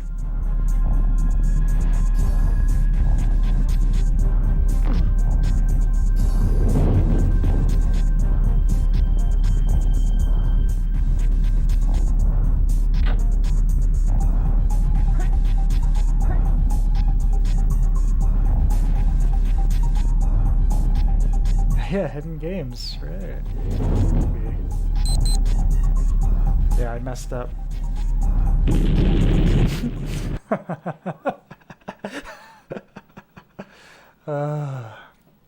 Cool, I haven't tried Sekiro, but my favorite one yet is Dark Souls 3. That's one of my favorites too. Right now, if I had to rank them, I would put Dark Souls 1, Dark Souls 3, Sekiro, maybe Demon Souls in the top spot. Tied for first place. Probably, no, Demon Souls. Dark Souls 1, Demon Souls, Dark Souls 3, and Sekiro for first place. Second place, Bloodborne. Third place, Elden Ring. Fourth place, Dark Souls 2. Oh, yeah, Signalis. I've been wanting to check that out. So it's good? You liked it? I'm dead. Oh, okay. Yeah, tough game. Let's try Corner Blitz.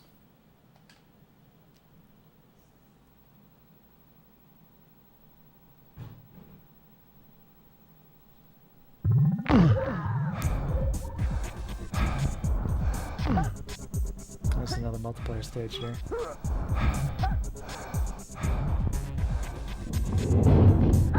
Yeah, the multiplayer of this is real interesting. I need to get some folks over. We'll play this. So, these like survival stages, basically. You're like trying to grab to the gem and hold on to it or whatever. It's kind of like King of the Hill style, or basically. But because everybody can hit these rotational markers in the stage, I mean, you can see the opportunities for this. You get to change gravity, right? You know, anyone can change gravity at any time and throw each other into these spike traps or whatever.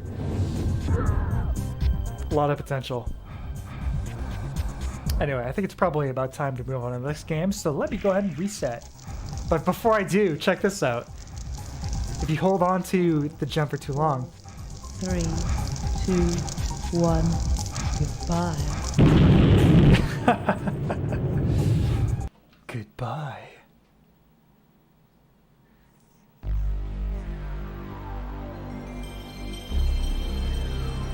Next PS1 classic incoming.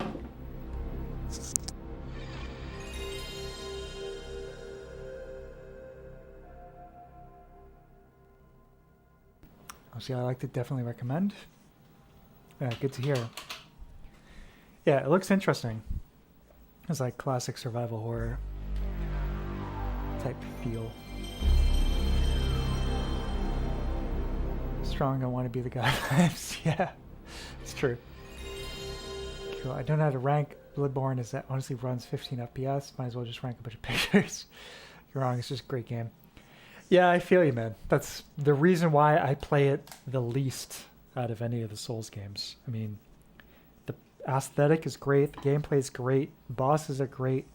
Has some of their best stages, but the frame rate on the PS4 is dog water. And that's like playing solo. You know, if you invade anyone or get co-op going or whatnot, that's yeah, you're it gets bad. Real slideshow territory.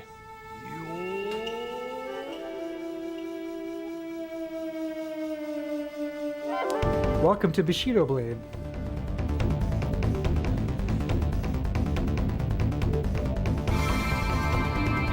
Here.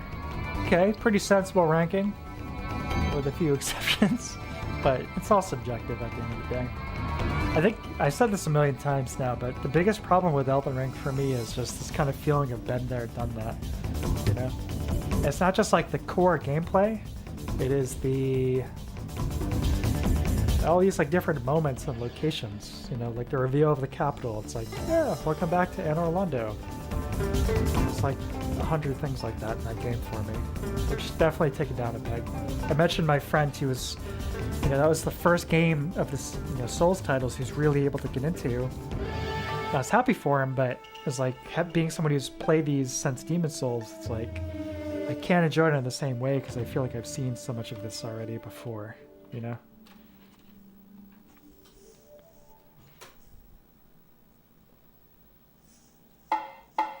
Bushido Blade. So this is a title, again, criminally underrated by their developer, Square. In terms of like any kind of modern, even ports, you know, forget remakes. Can we get a version of just a port of this on a modern system? No. But Bushido Blade, if you're not familiar with it, is a one-on-one fighting game that is kind of focused on realistic combat. So a single critical strike will end the match.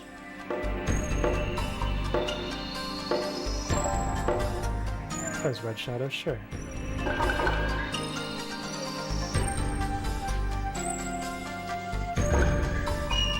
You can choose several weapons, so I'm going to stick with the katana. I'm looking forward to a PS4 emulator being viable in like 5 years. The Narukagami Shinto school is really I play Bloodborne at like 60 FPS on PC. Called Kage. Everyone who knew that was sworn to secrecy and not allowed to leave the compound. But one person broke the code of silence and escaped into the ruins of a deserted castle in search of the only way out through the castle tower.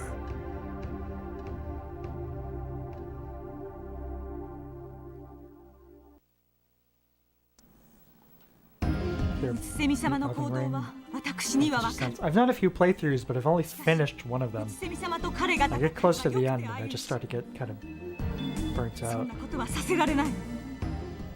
It's just a lot, you know? It's like all of the other ones on replay you can finish in like 8 to 12 hours, you know, playing casually, not even like speedrunning, just like playing them normally. But Elden Ring, even playing casually, you're like 3 or 4 times that. Alright, here we go.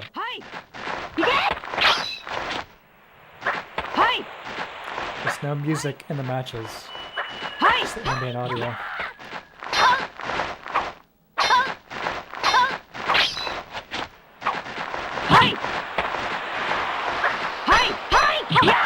Attacks can disable limbs, so you could be limping around if you only have 1 foot, or holding your weapon with one hand.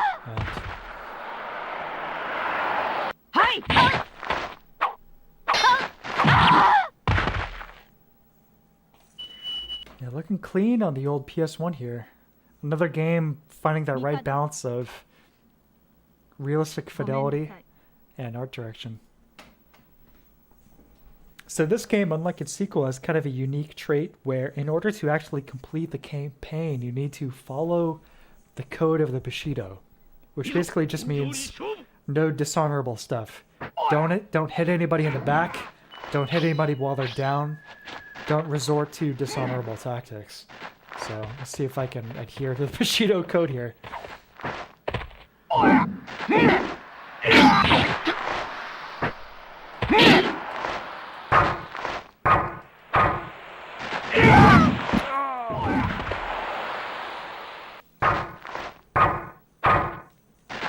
No, I haven't played either of the Nightmare Creatures games. Is that the one where it's kind of a similar setting to Bloodborne?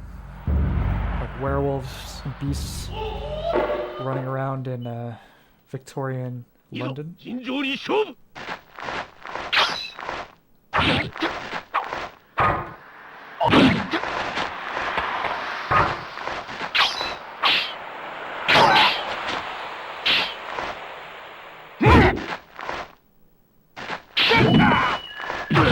Yeah. Purple weapon is dishonorable. He's fighting me with a hammer. Where's the honor? London looks like. Right on. There's a track. Oh man, I listened to recently. There's a music video for it. What the hell is it called? Gray Skies. It's like one of those like. It's like the era of like grime, like 2006. What the hell is that called?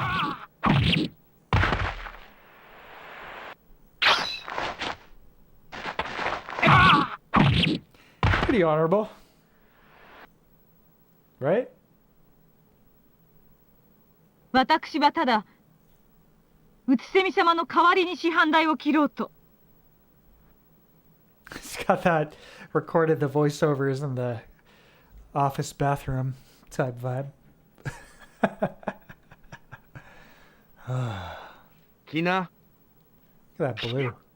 I don't think there's any decaps in this game.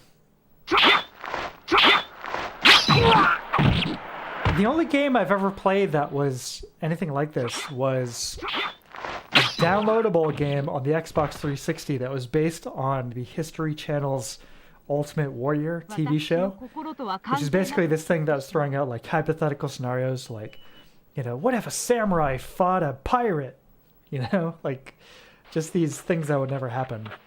And it was a game based on that. And it was basically the same thing as this, except a lot jankier. That had limb severance and decapitation, though. So I will give it that.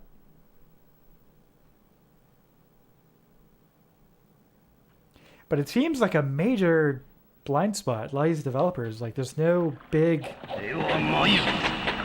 version of this game. It just seems like something that would be an easy sell.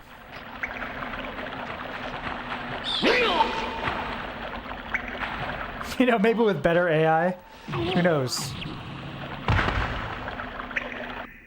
I don't know if that was honorable. Was he finished climbing? No, not really. That might have been dishonorable. I might have just violated the code. Damn. Well, he's still alive, so I guess it doesn't matter. 急所は外しておきました。ご無事で。 Just a minor windpipe severance. Damn it! God, you see? This game is very strict when it comes to the code of the Bushido. Damn.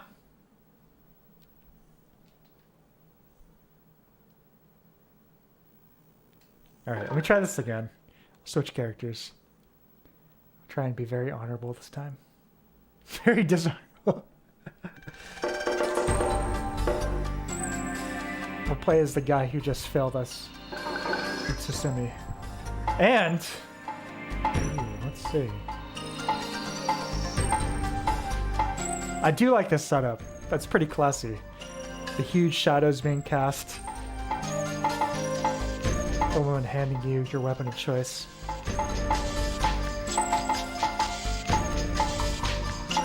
I like the way this saber. It's going really fast. Let's try that. Sure. Looked honorable to me. See, he wasn't completely finished climbing up over that wall, so therefore it was dishonorable. You know, because A secret society. I should put myself into a potentially deadly situation. Everyone who knew that Because was of honor. sworn to secrecy and not allowed to leave the compound. But one person broke the code. Yeah, it's like kindergarten type stuff. Stop hitting yourself. Stop hitting yourself. In search of the only way out. Okay. Get into the game. Yagari. Let's rock.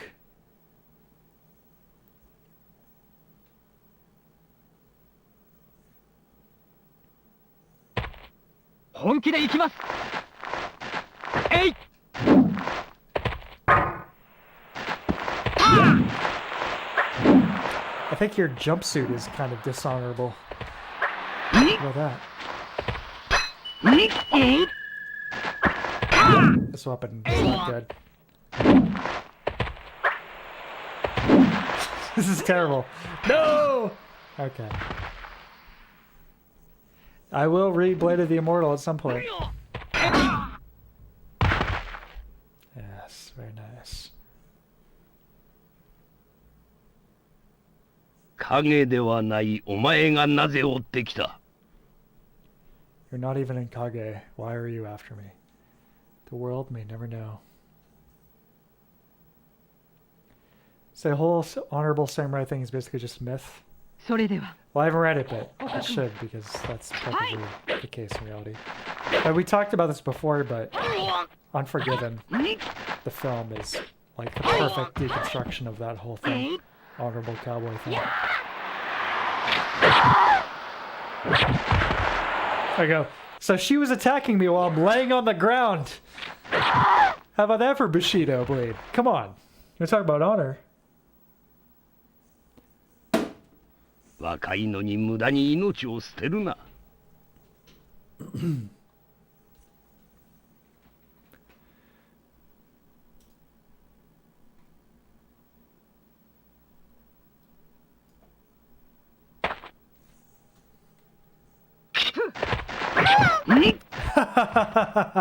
Yes! Look at this. Ready? It's like some Kurosawa action there. One strike! Deadly. Fatal. すまんお前まで手にかけてしまった See that little touch though? How my guy has a bandage around his thigh there because of my injury in the last battle? Nice touch, Squaresoft. Back when you guys had your some kind of plan, some kind of organization in the HQ. Ouch. Yeah, longer weapons are probably the best in this one. As just demonstrated by the rapid poning of myself. That's good. きな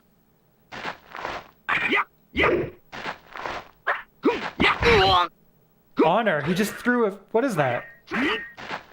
A fan?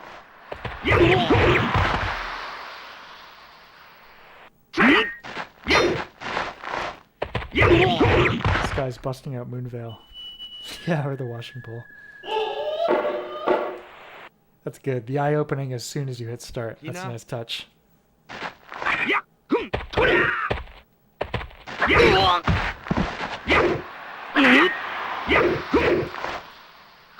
Here we go, Bushido. Try to kill me while I'm a paraplegic. Come on. I guess I'm not a complete paraplegic because I still have on.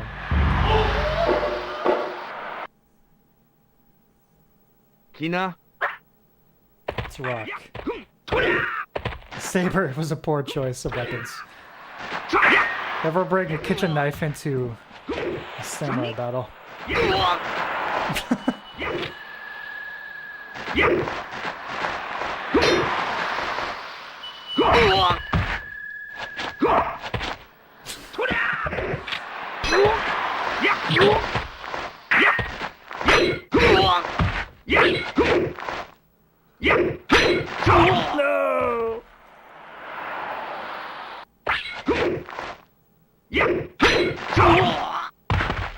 Ouch.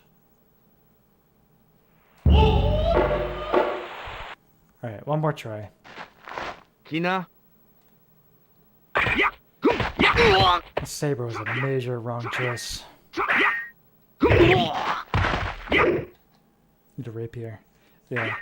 Let's try that. Get up with the saber here.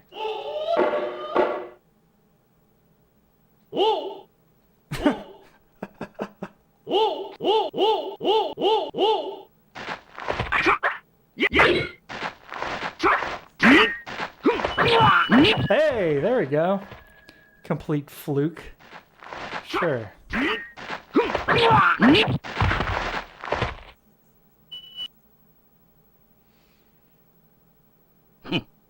わしを倒すのは10年早いぞい。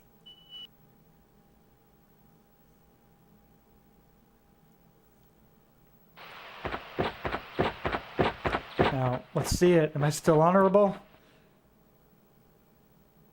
I guess so. Oh, wait.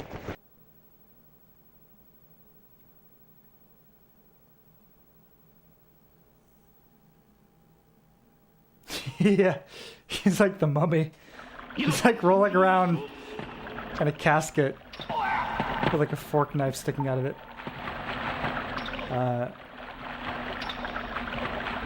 I have a physical copy of this game, and in the manual, it does lay out the Bushido code. So in case there's anything unclear, you can always just reference that. Yeah, whatever he's got, that's what I need. Up here.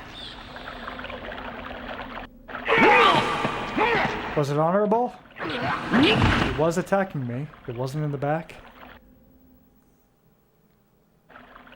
これでは同士討ちじゃ。こうして逃げておっても拉致があかん。Honorable. Okay, great.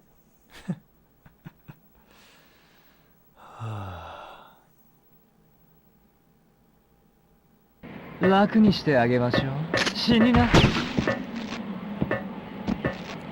Now, this guy is fighting me with a gun. We're gonna talk about honor here. 死にな。死にな。死にな。死にな。 Fortunately, a very, very low power gun, I guess. 鳴鏡以外の暗殺者。奴の差し金か。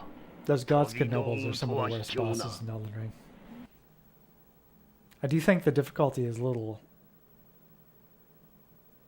exaggerated, some of the discourse in that game, but those Godskin nobles are... But they are very weak to sleep, so throw sleep pots or whatever and take care of them, no problem. This is one of the coolest stages in the game for me, visually. They did an insanely good job with this. The beach at sunset. Or, no, sunrise. Excuse me. Classic samurai stuff.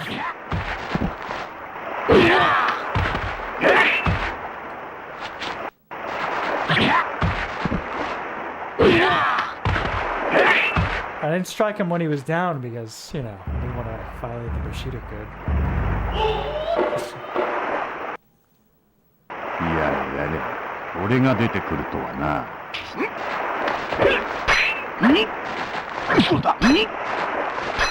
Oh?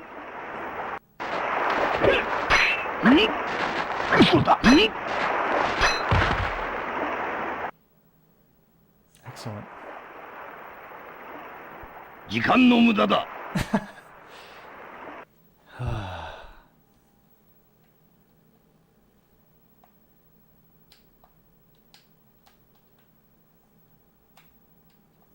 身の程知らずね。 Another cool stage. That ambient audio adds a lot. A little ahead of the curve. That's something you saw a ton of in this console generation.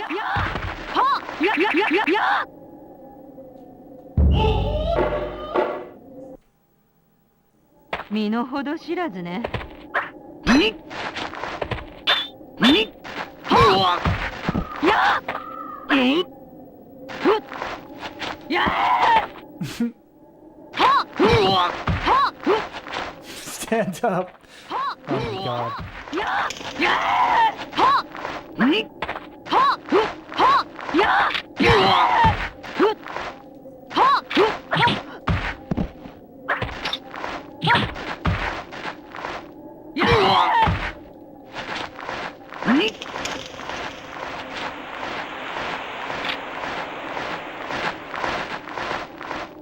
Both have had our legs destroyed. Yes!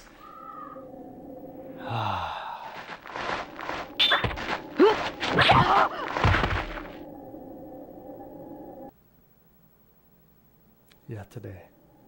お前たちに構っていられねえ。 Right on the foot. What? What? Oh my god. Is this game serious? Come on, really? What did I do? I hit her in the foot, so I'm dishonored?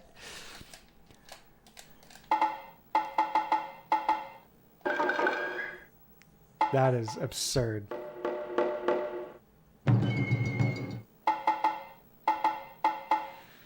Oh my gosh. Okay, that's enough Bushido Blade for one evening.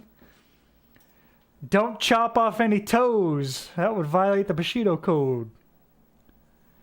I'm going to take another break, and then I'll be back. Let's see if I can load up the demo here for something for you guys to watch. Be back in a couple minutes.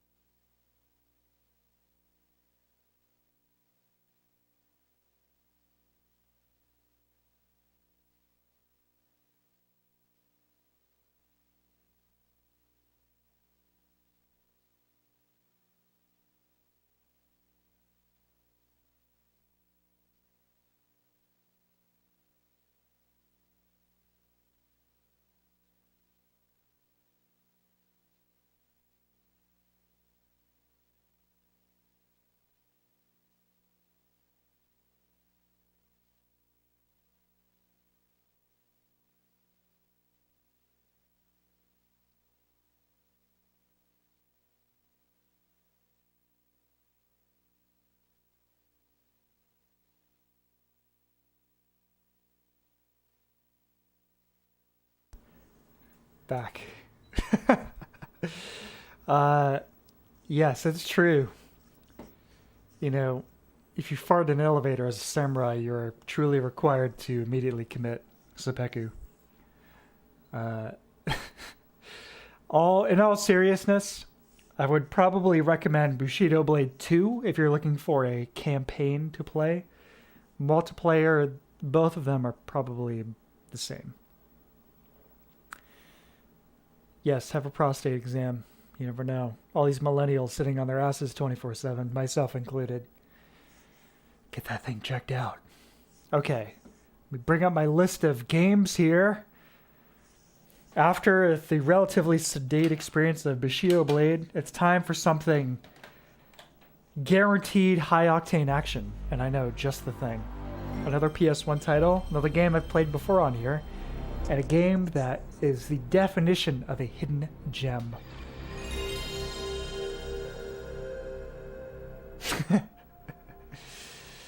Yeah. Okay. Ladies and gentlemen, it's time for some Jackie Chan Stuntmaster. Good lord, what a game.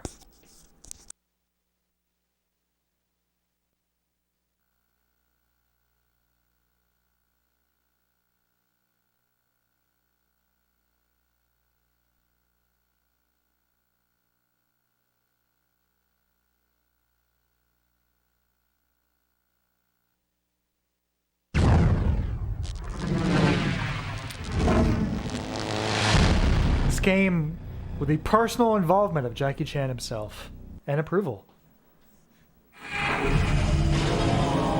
Radical entertainment. See, even he thinks so. In all seriousness, this is a really great game. A late PS1 title that I believe was a budget title even for its release. I had no idea about it until I randomly came upon it in Toys R Us at the age of 10. 11, and I like Jackie Chan. I said, Mom, can we get this game? She said, sure. It's only like $15 or something. And do not regret that decision whatsoever. This is, I'm not sure it's so hidden anymore, considering it now goes for like $100 on eBay, thanks to YouTubers doing videos and whatnot on it. But this is a great game. Solid 3D brawler. Great soundtrack, really solid presentation, you know, making good use of the technology, as we've talked about a few times tonight. Early 3D, using an art style that really emphasizes that. Yes, I did play this last year, Spoon, yeah. And yes, this is the one with the amazing OST. That classic 90s drum and bass with the Chinese flair. Great soundtrack. Let's check out the intro. Jackie, I want you to take this package to this address. It is very important that you give this package your utmost attention. If I find out that you're loafing around at that cafe again, stuffing your face, oh... Don't worry, grandfather. I'm on my way.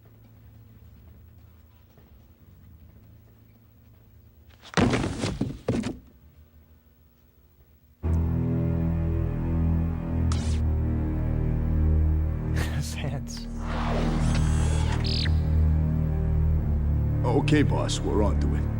Well, get it and bring me the old man. Yeah, so Jackie Chan actually did quite a bit of mocap for this title. There's a cool behind-the-scenes video. I think I showed it before, but he's actually doing lots of motion capture, obviously the voice acting, but good stuff.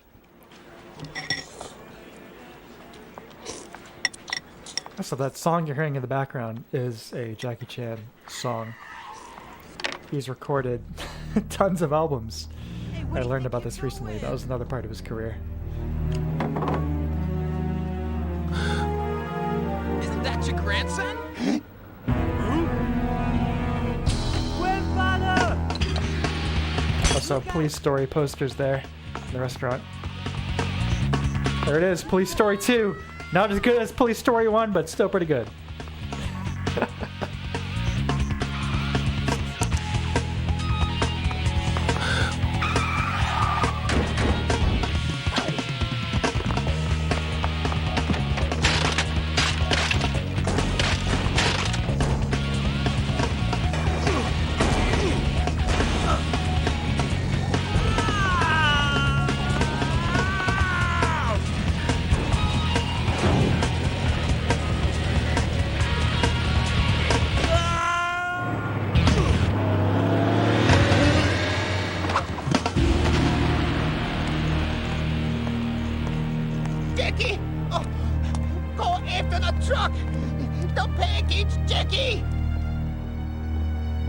Jackie! The package! Grandfather! Grandfather! Yeah, your eyes do not deceive you. That guy really did have a clown nose and boxing gloves. The bosses in this game are basically all like hardcore archetype type characters. You'll see. So here's what I'll do. Let me see if I can punch in the code for this and we'll unlock all the stages. I'll play the first few in order, but I might jump around a bit too, so we can see some additional content. Let me see here. Yeah, this game is basically a 3D brawler with some, action adventure elements. A little bit of like platforming stuff here and there. But you've got this hub area. Yeah, where are the cheats at? Let me pop up. Look online.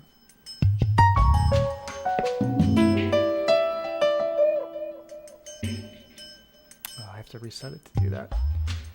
Well, let's just play a little bit of it and go from there. Chinatown. Here goes nothing. Play the first world, then I'll pop the code in. And we'll check some other stuff out. But yeah, this game, like I said, definition of a hidden gem. Expecting it as just like a little kid, like, I like Jackie Chan, but then sitting down like, oh, this game is actually, like, decent. This game is actually good. And one of the best soundtracks on the PS1. Just saying something, That colored lighting, beautiful. Let me reacquaint with the controls here. Punch, kicks, grabs, circle, jump, rolls in R1, parry, lock on. Oh yeah. Let's rock.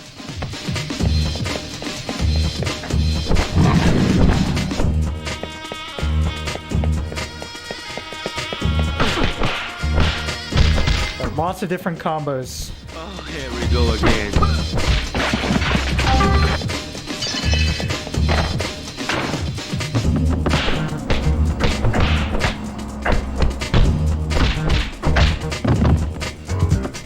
Maybe we should talk about this.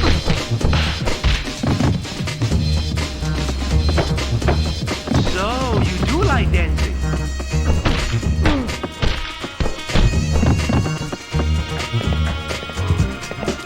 Another great example of what are our limitations on the technology. Okay, let's build our art style around that.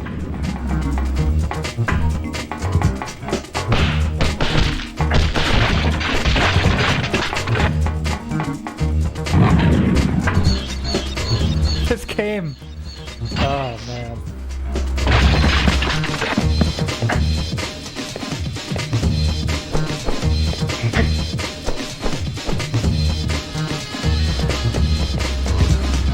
Oh, we've even got analog support. Excellent. I give up! You guys can't touch me! I say that as like, it's a surprise. I mean, that should be an expectation. A game released in 1999 on PS1, but not always the case. Cough, cough, Armored Core. You guys can't touch me. Armored Core didn't get analog controls until like 2003 or something. It was like halfway through the PS2 catalog for Armored Core. I only mention that because, I've been playing so many of those lately. But, yeah. Here we go, Jackie. Under the curve. Wow, so special.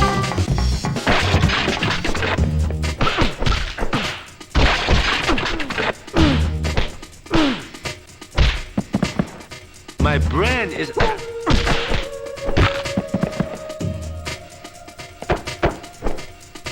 Don't mess with me again. He's got the Adidas on.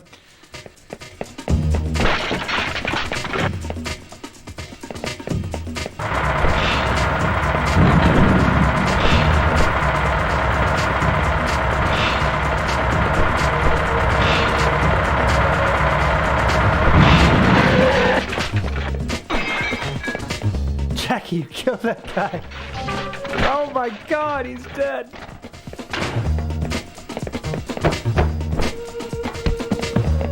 Let's kick some ass, Jackie. Combos! Air combos! Forget about Devil May Cry. Yeah, Jackie Chan Stuntmaster.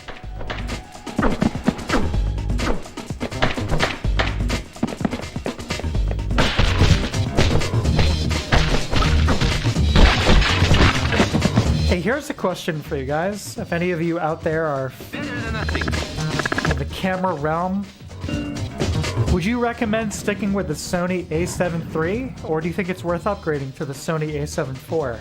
Because I've been doing a lot of looking into this the last week, and it looks like the 7 IV has some really great features, like the in-camera stabilization, 4K 60, higher overall megapixels, all that good stuff.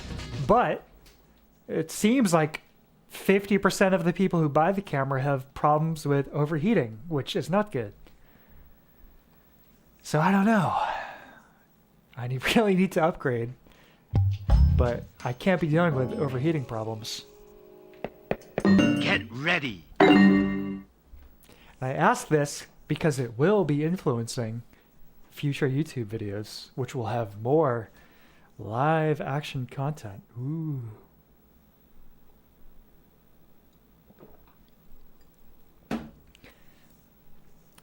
Spoiler alert for you true high def heads out there. At some point next summer, I want to do a Top Gear style segment for Hang On GP 1995 for the Saturn. Like, I really want to film this over the top, elaborate motorcycle real time action segment as like an opening to the video. But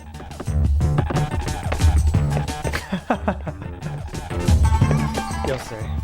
Oh, wrong turn. I know. I'm being very sarcastic, Ross. If that wasn't obvious.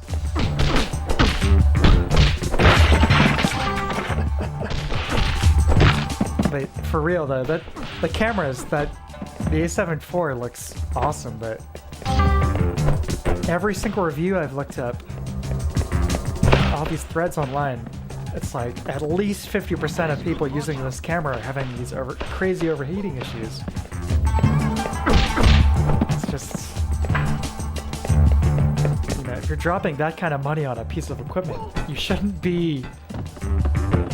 have to worry about that kind of thing. You know what I mean? I don't know. Anyway. How do you like me now?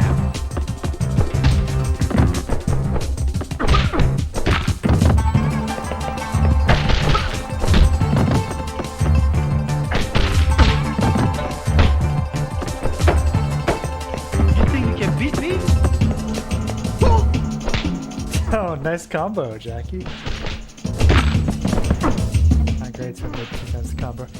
I'm gonna film it all Inland Empire style, just like my hero, David Lynch. Shoot all this crap on a low resolution digital camera.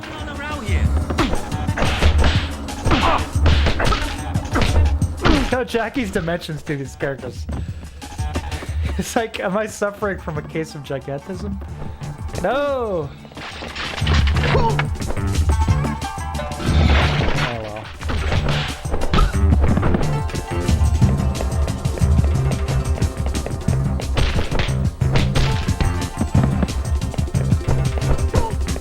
Oh, hold on. Here we go. You want the Devil May Cry action? There it is.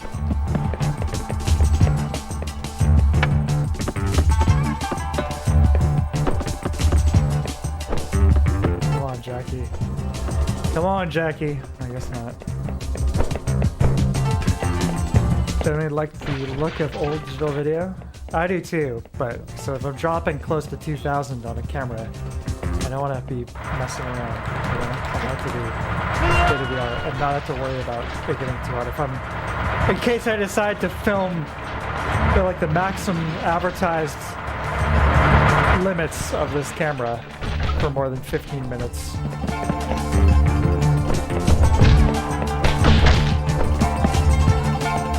There's nobody here. Maybe we should talk about this.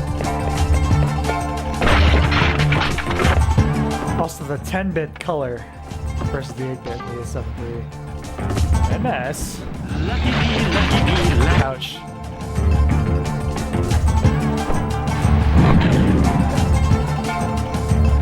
Dropping 2K and OLED. The wall will stick up by himself, you know. Like I was saying with my OLED last time we were talking about this, it's like I'm okay doing a little bit of like managerial stuff to take care of that. You know what I mean?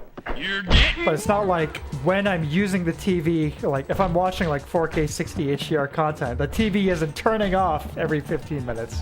That's the difference between something like that and the camera. Oh god.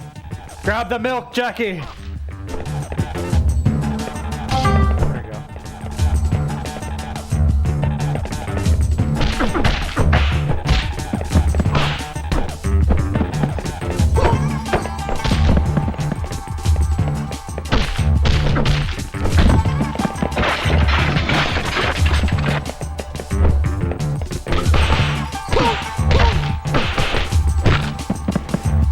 Great, my first migraine. No! This is not my lucky day. Alright, Jackie. Drink the milk. My head is a scramble. Catch me if you can.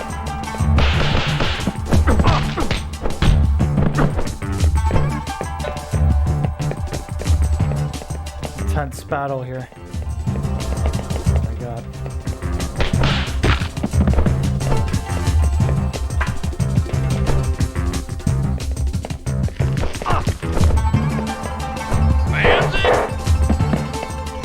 Watch it! No, this isn't fair!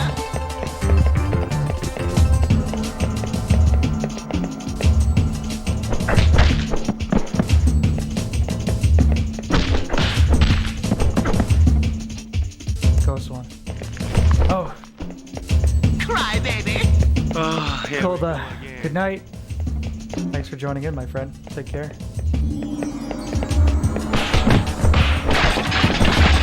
Look out! My bruises have got bruises!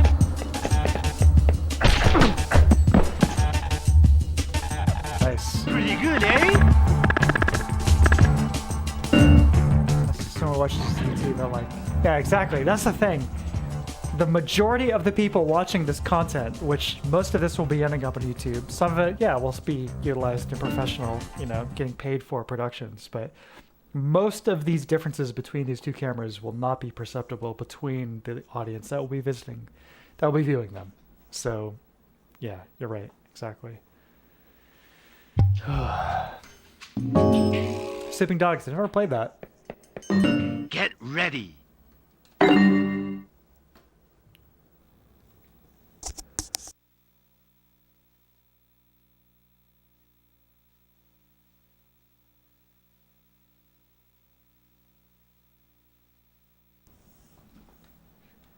The best of the Chinatown stages coming up. Enjoy. This piece of music. Yes. All right. You're getting warmer.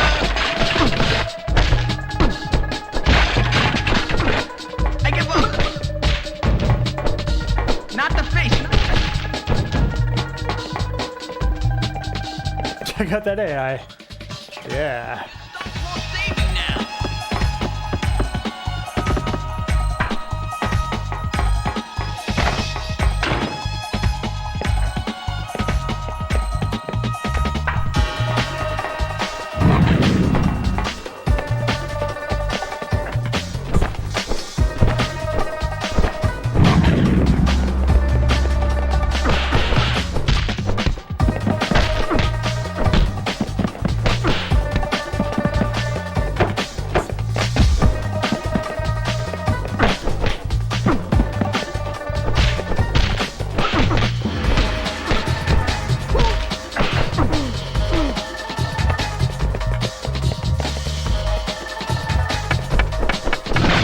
Whoa! Glitch? Maybe?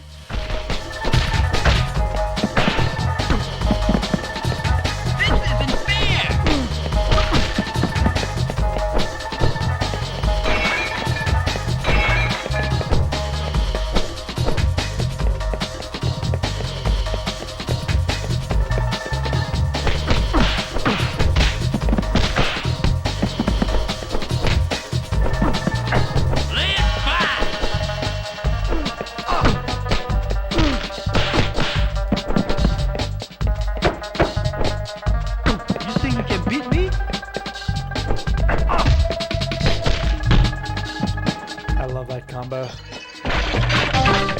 Bayonetta. Wish you could do a combo like that. Oh, might be time. I don't know. Sometime next couple months. Check out Bayonetta 2.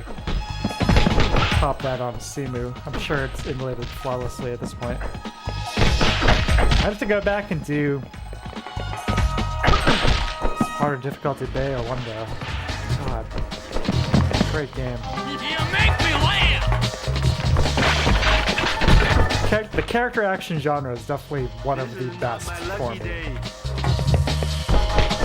It's a subgenre that I have explored surprisingly little of outside of Devil May Cry and Ninja Gaiden. Vanquish is on my list as well. I don't know if that really qualifies, but as a Capcom action game, I feel like it probably should.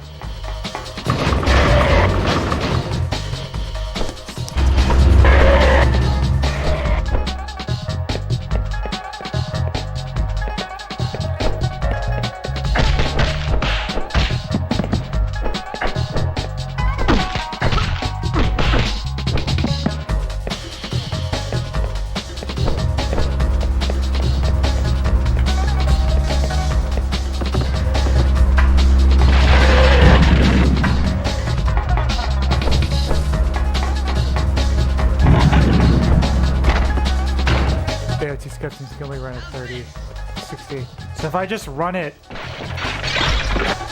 without messing with the frame rate at all, though, the game should still be at 60, right? Cutscenes at 30. If I don't like tweak any of those like frame rate settings. Not the face! Like the gameplay is still 60 FPS, right? My teeth! I give up! Alright, cool. Yeah, Bayonetta 1. That was a real incredible experience. Not perfect, but a great game, for sure. Oh, nuts! This kid is tougher than he looks! This kid, he's like 40 at this point. I love you, Jackie, but, I mean, come on.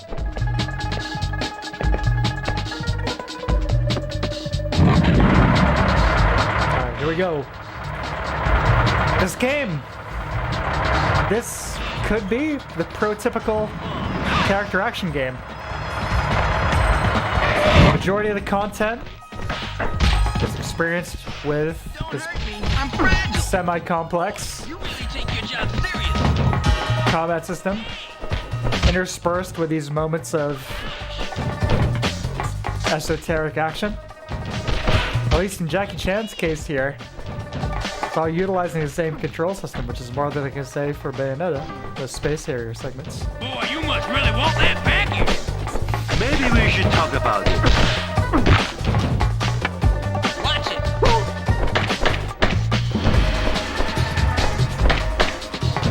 Oh, I'll definitely be playing a mouse. There's no doubt about that. I love Bayonetta. Don't worry. Pretty good, eh? Excellent.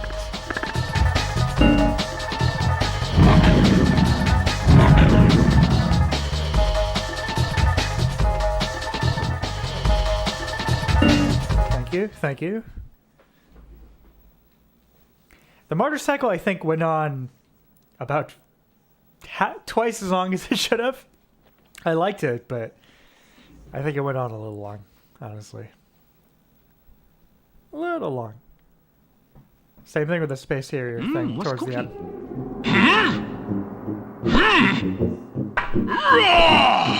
You missed me. Alright, here we go. Boss numero uno, the chef. It's just like Elden Ring, you gotta jump over those stomp AoEs. People can't comprehend it. They can't comprehend pushing X when a character is jumping on the ground. What's cooking? Lay off or your grandpa gets it! Why don't you try throwing that pot around your waist?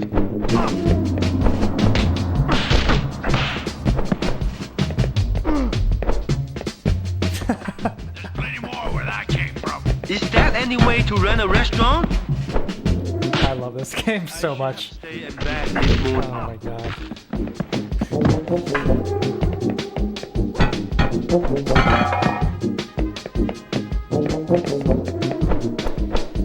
So I think I mentioned this one of the last like streams I did with Armored Core, but I'm getting into tendency now to use both my index and middle fingers on each hand while playing these games on the PS1.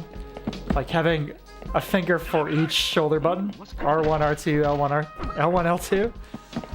You know what I mean?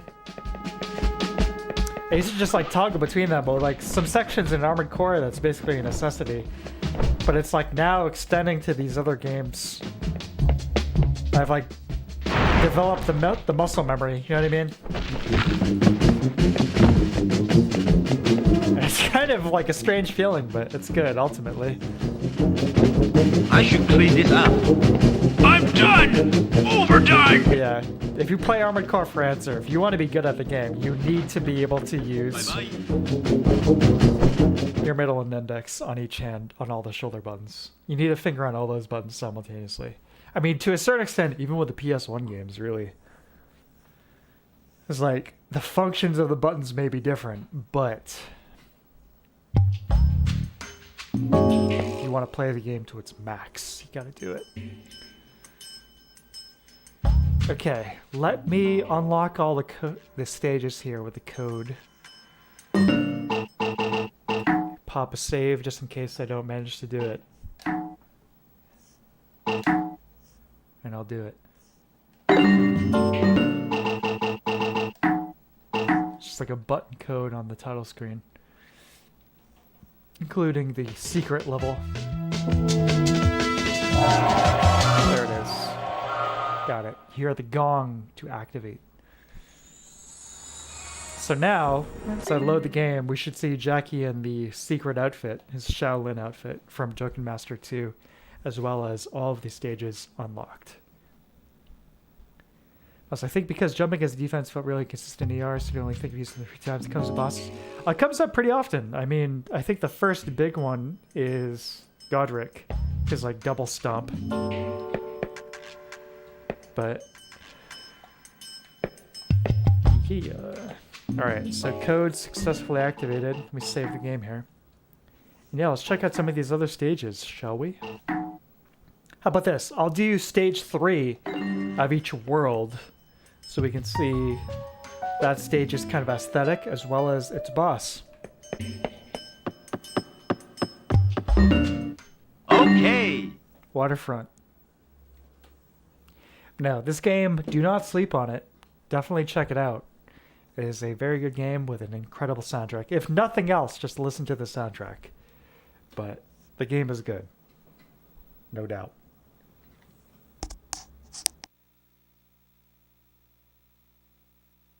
Be the clown boss. Okay, boss, you got it. He's the boss of the sewers. Appropriately enough, you get not just 1, but 3 sewer levels in Jackie Chan's Stunt Master. See, I told you, this game is very ahead of its time. Very innovative. Alright.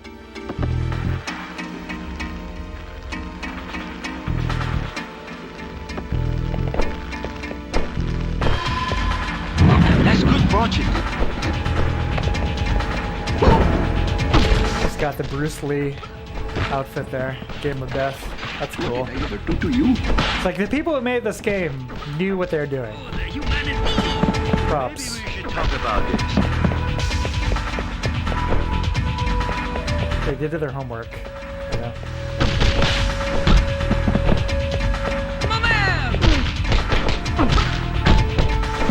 Highest sewer count per dollar in games? Perhaps. Highest quantity of French-Canadian sailor guys? Also here. Really representing my people. This is not fair. Hey.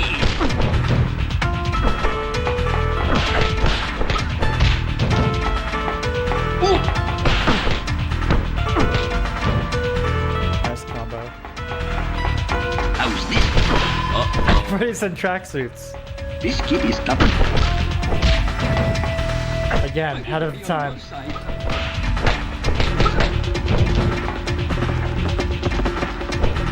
Oh, another thing with that Duck Station emulator I mentioned earlier. In addition to all of the other benefits with Duck Station, you can turn on perspective correction with the textures, so you don't get all that like weird PS1 texture warping, which some people like as like a nostalgic thing, but I prefer my textures not warping continuously personally.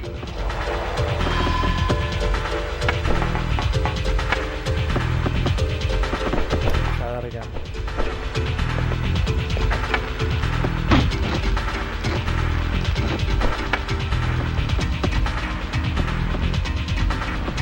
Come on.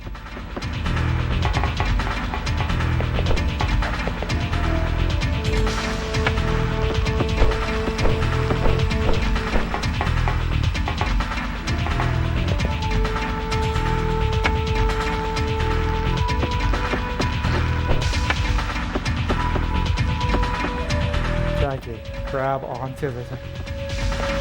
No! Yeah, the geometry bubbling around, you're right. That's a PS1 problem. You didn't get that on the N64. It wasn't as bad on the Saturn. It's a uniquely PS1 problem. Why is he not grabbing onto that?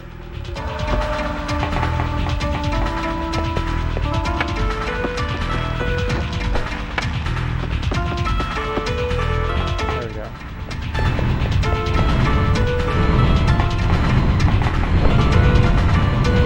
Sun's Fortress. You mean probably the best single multiplayer arena in any Dark Souls game to date? I love Sun's Fortress. It's so good. You guys can't touch me. The N64's issues were basically to do with 2 layers of blur. It basically had 2 levels of anti-aliasing applied to the visual output, which when you're talking about I'm in a hurry. a 240p signal just equates to blur city. So you can disable both of those if you have the right hardware setup, but if you're playing on a native N64, things get very blurry, especially because a native N64 does not support RGB output. The highest resolution output an N64 supports is S-Video, which is closer to RGB than it is composite, but still. But yeah, there's a bilinear filter with all the texturing, and then just like a general anti-aliasing filter applied to the N64's video output, which is rough. When you were saying F-Zero earlier, both of those were disabled, which means you were getting the sharpest possible output from an N64. One of these can be done on a software level. You know, you can do it either with Game Shark, or if you have an EverDrive, you can disable the software stuff, but the other is happening on a hardware level, so you need to actually do a hardware mod to disable the secondary layer, which I do have, but again, you know, you're talking about a 240p signal in the first place. And even after you disable all that stuff, the video output is still not as sharp as an unmodded PS1 or Sega Saturn, which are both capable of unmodded RGB output. But of course, they have their own they have their own quirks. All the early 3D video game consoles, you know. In terms of like maximum potential, the N64 is probably still the king, but in terms of practicality, PS1 and Saturn probably had the better outputs in general. What's going on? Sure, you look like you can lose some weight.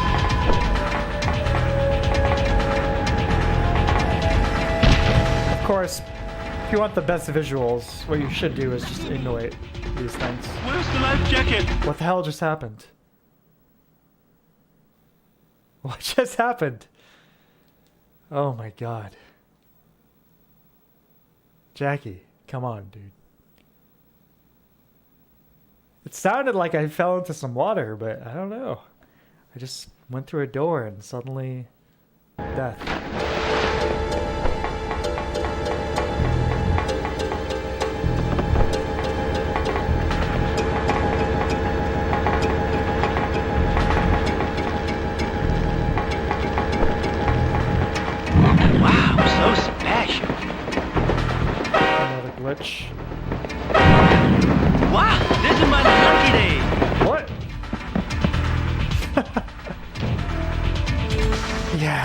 Okay.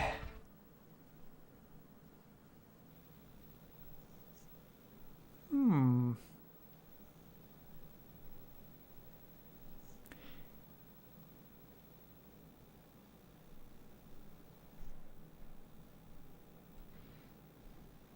Try that one more time, maybe?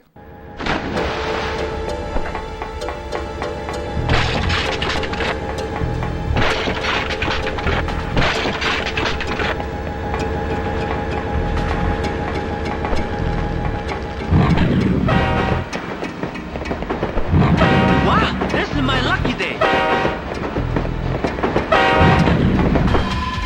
Oh. Okay. Sure.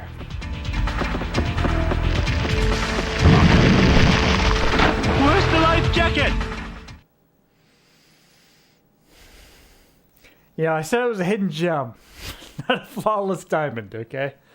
There's a difference. Oh, man. Jeez.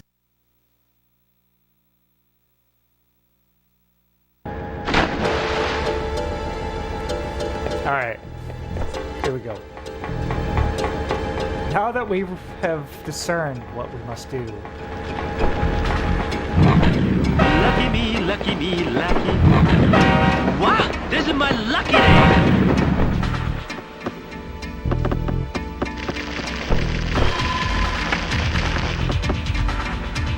there you go. It's the end of the stage. Groovy, baby, yeah. Here's these lines from Jackie from the films. No, it's Jackie doing new lines for this game. So here's what I'm going to do. I'm going to kick this boss's ass, and then I'll do the sewer stage, which ends in the clown boss. And then I'll do the secret Shaolin Temple stage, which then ends with a video of Jackie talking about his experience working on the game. This guy. You can hear it straight from the horse's mouth.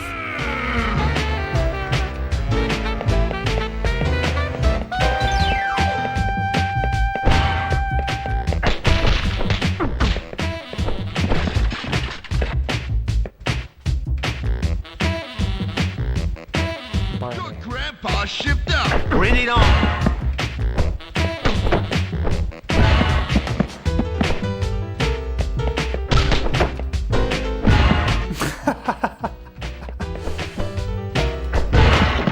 Somebody call an ambulance.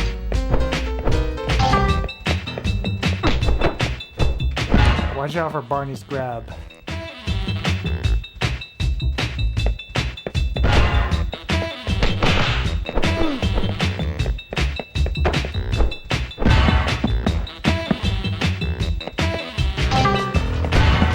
I'm seeing dark. Good morning, house. This is not my lucky day. There's no taunt in Jackie Chan's Stunt Master, which is, I suppose, the greatest criticism you could make of this title. Nah, your grandpa's not worth the No trouble. Devil Trigger. You are ugly.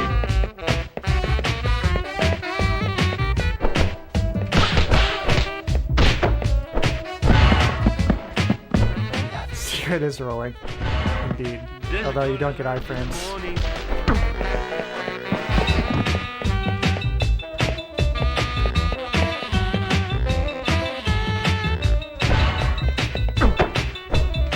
The secret is not getting grabbed. Message for your mom. Okay, but only if you shave.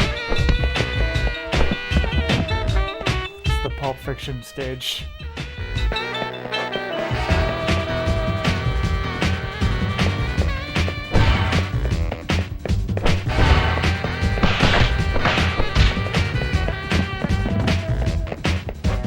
These are classic call and response type stuff. No biggie. Your grandpa ain't worth the trouble. Okay, but only if you shave. No!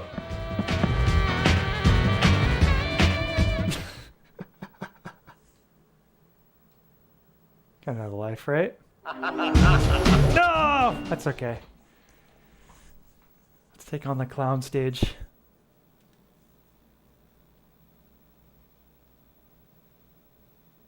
How would a Pulp Fiction game go? I would think it would probably be an adventure type game. You know, like Monkey Island type stuff. Sura. Get ready. Jules would definitely be the... maybe you'd have multiple main characters, just like the film. Switch between them. There was a Reservoir Dogs game on the PS2, which I remember not performing well. Not getting so great reviews. Haven't played it.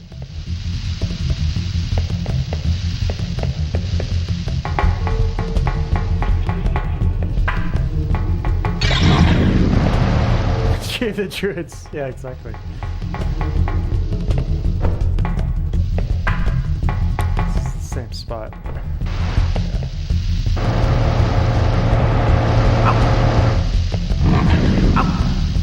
No, I am bothering grabbing the red dragons. I already unlocked everything.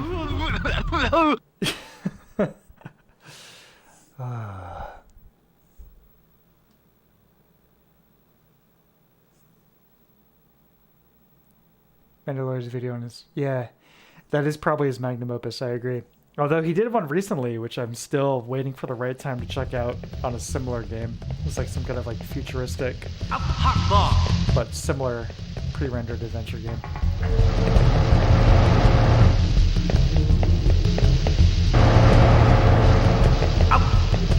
It's not tea time yet.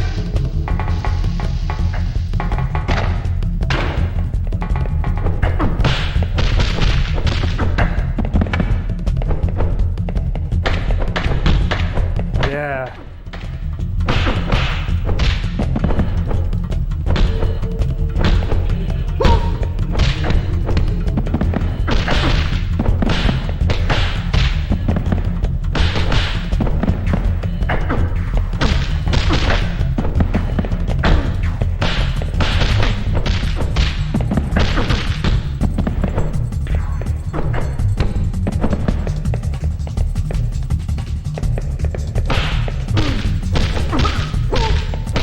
Blocker parry seems to either have an extremely small window or just not very well implemented.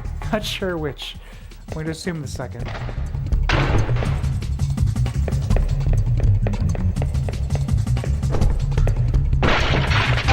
Drink milk.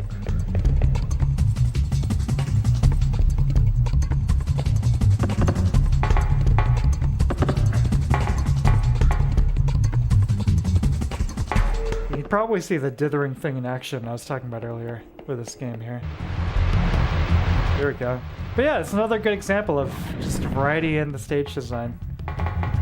And again, I think when you're doing that kind of thing, if you're able to accomplish that with the core game mechanics, then it's usually maybe worth doing. But maybe not so much if you're doing it with a completely arbitrary set of controls for any given section, like those aforementioned Bayonetta things. Space area type stuff. That climbing animation though. Quality. Here we go, another cool section right here.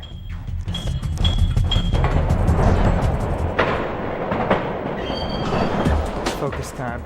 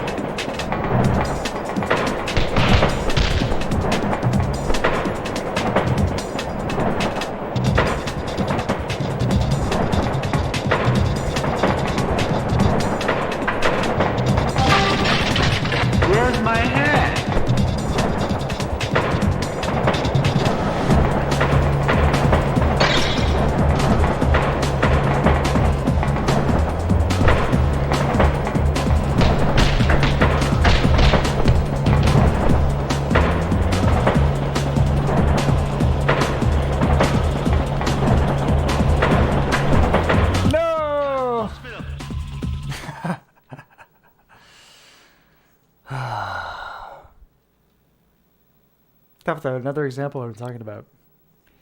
Gameplay variety is good. Maintain your existing control scheme. Best way to accomplish it. Take 2.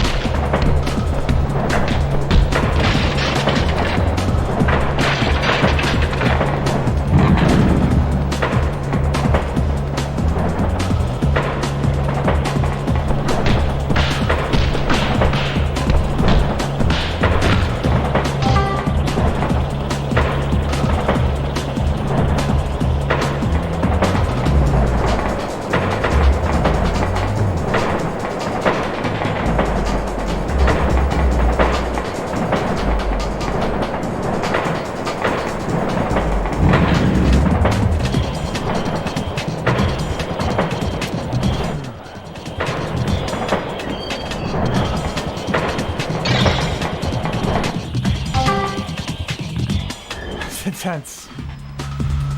Yeah, true. Absolutely.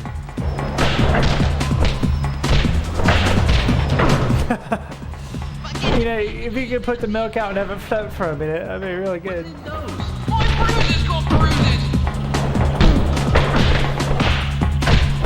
Very nutritious floating milk. White rice, milk. Oh, nuts! Fried noodles. They're floating in the air. There's nothing to compare. If you want me, you have to catch me. It's pointing out the beat. Look at that. Yeah, you can throw the guys down into the train lane there. Boom. Awesome. Okay, good. Okay, here's your train fight. Incoming. I mean, your clown fight.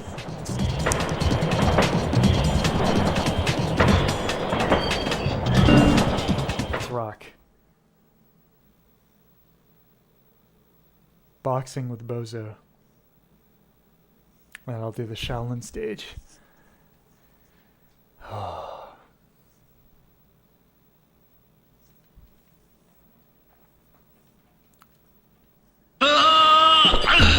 What the? Welcome to Oh! Jackie. I'm the greatest! Now his music is insane. Just listen to this track for a sec. You should stick to special delivery. You'll never get past me. You don't know what you're up against. If you shave and clean up, you can join your friend in. I've got to lie down. You don't know what you're up against. Where's North Pole?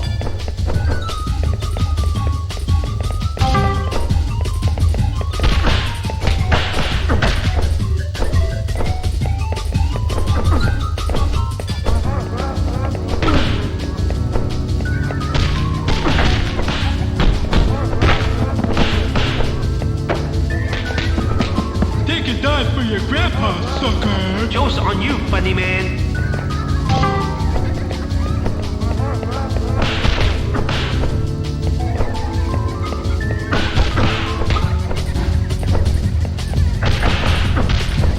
Your package ain't in the sewer. You are.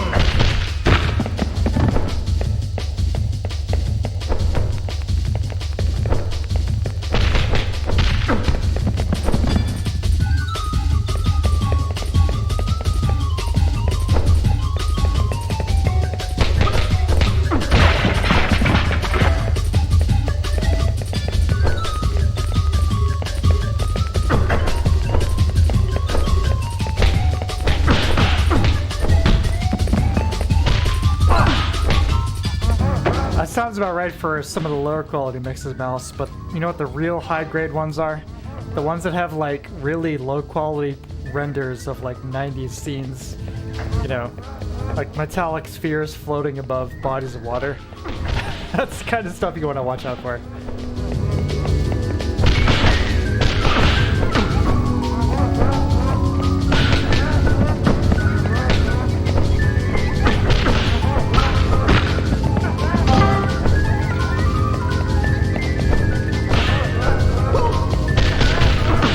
That sample of like a clown laughing in the background as like part of the bass line, that is some next level stuff.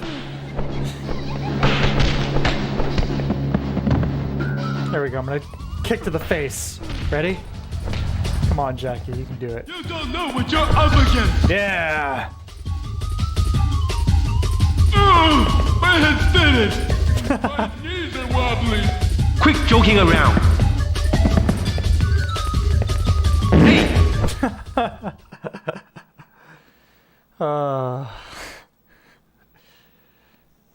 Good stuff.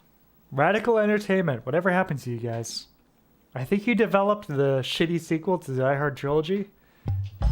I mean, you did your best, but it wasn't on the level of the first game. So that's the sewer level.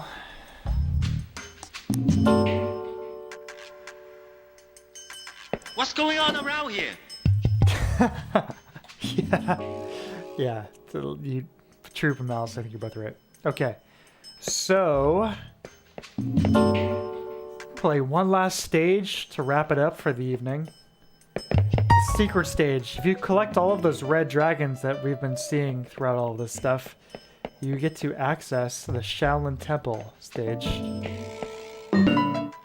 Yoo-hoo! Over here! Now, not only is this stage a great playing stage, this game, the stage has the best probably piece of music in this entire soundtrack, which is saying a lot considering how good it is. But this is the highlight. And once I finish this, we're going to do a little video of the man himself. So let's all sit back and enjoy the Shaolin Temple.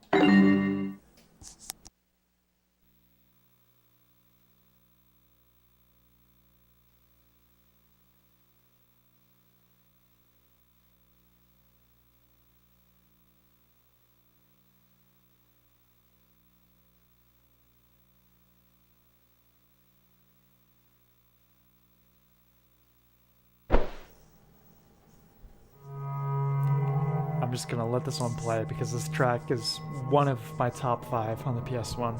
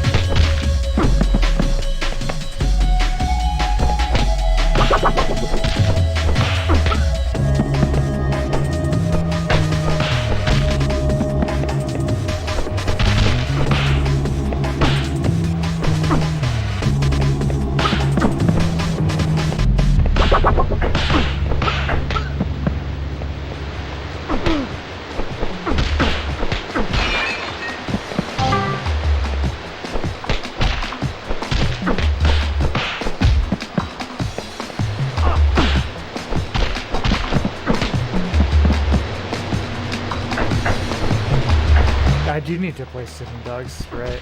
It's been on my agenda for a long time. I've never played Rez, but yeah, a lot of these late 90s PS1 games have insanely good drum and bass and jungle soundtracks. You know, it was a hot genre at the time. But yeah, a lot of these PS1 titles are really dope. Supposedly, this specific track is a remix of something on the Metalheads label, which I'm definitely into the Metalheads, you know, stuff, but I've been curious, for a few years now to find out if that is actually the case or not. But yeah, late 90s D&B is a definite favorite of mine. This is not my lucky day.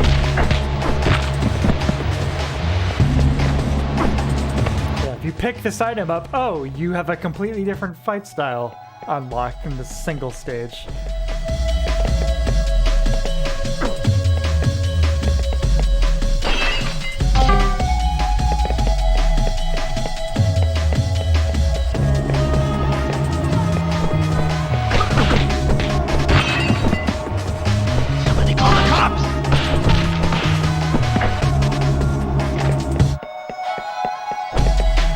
Beautiful level though. I mean, again, this is a piece of equipment that was released in, what, 1995? Great looking stage, all things considered. Great use of color.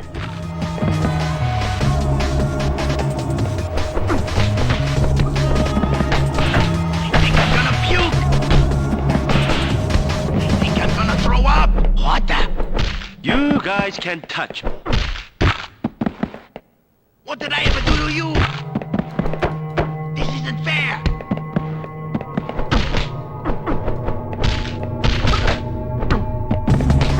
This is turning out to be one of those days. Watch it! You don't usually find this kind of dedication in a delivery driver. Oh boy.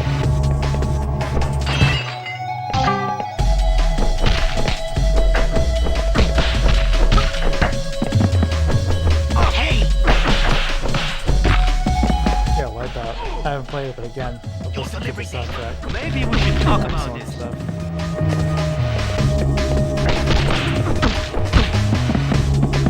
Don't hurt me, I'm fragile! Why me? Oh, my bruises!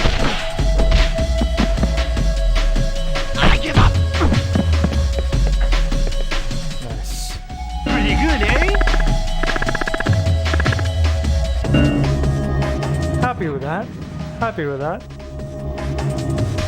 You have won the game. Press X to play bonus movie. Let's check it out.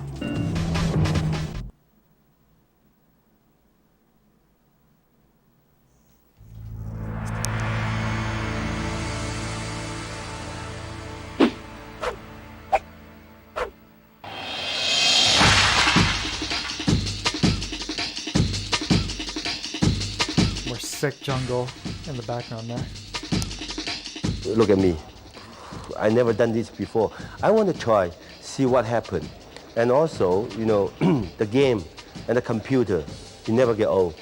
Then I can see myself and the computer for long, just stay on my age.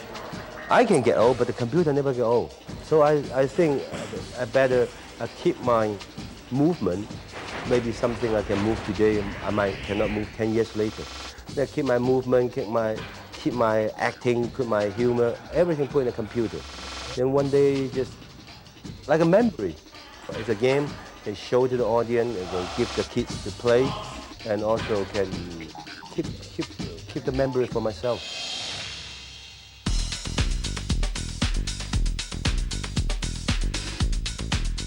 It's totally different than movies.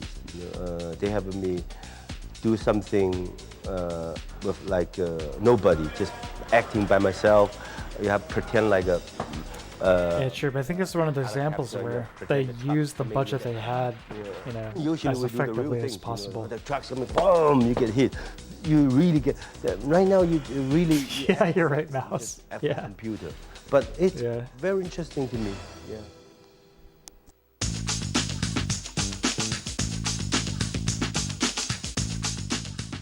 I play games because the game really gives me a lot of idea and I keep my mind to keep working. But now the game's more difficult now. It's not like 10 years ago, 15 years ago. It's simple, 2 buttons. But now too many buttons. You just keep too many buttons.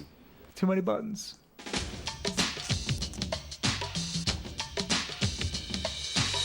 This game every 5 hours. Then I think it's good. Why? Because after scan, my face stay on this age, never change.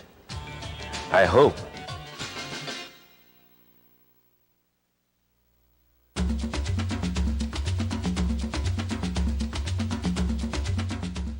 I want to put more humor. It's not only the fighting, humor and the comedy. That's most important.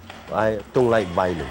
But between violence and action is a very dilemma. Everybody thinks action is a violence. But look at my movie. I like action. So I put down as less violent as possible. Even in the game, I tell them put more comedy, show my physical jumping, kicking. Then the kid can learn from all the jumping movement, turning kick, punch. It's like exercise.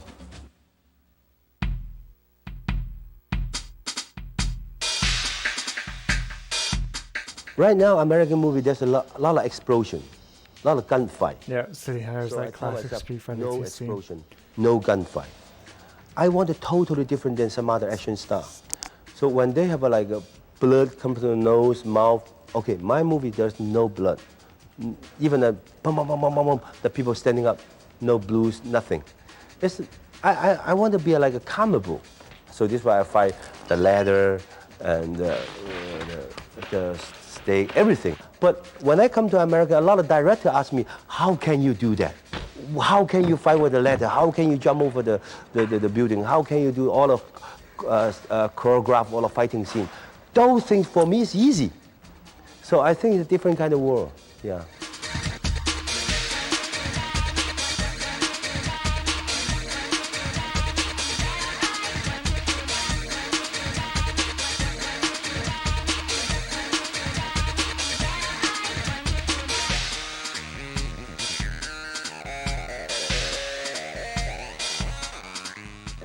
Me, Jackie.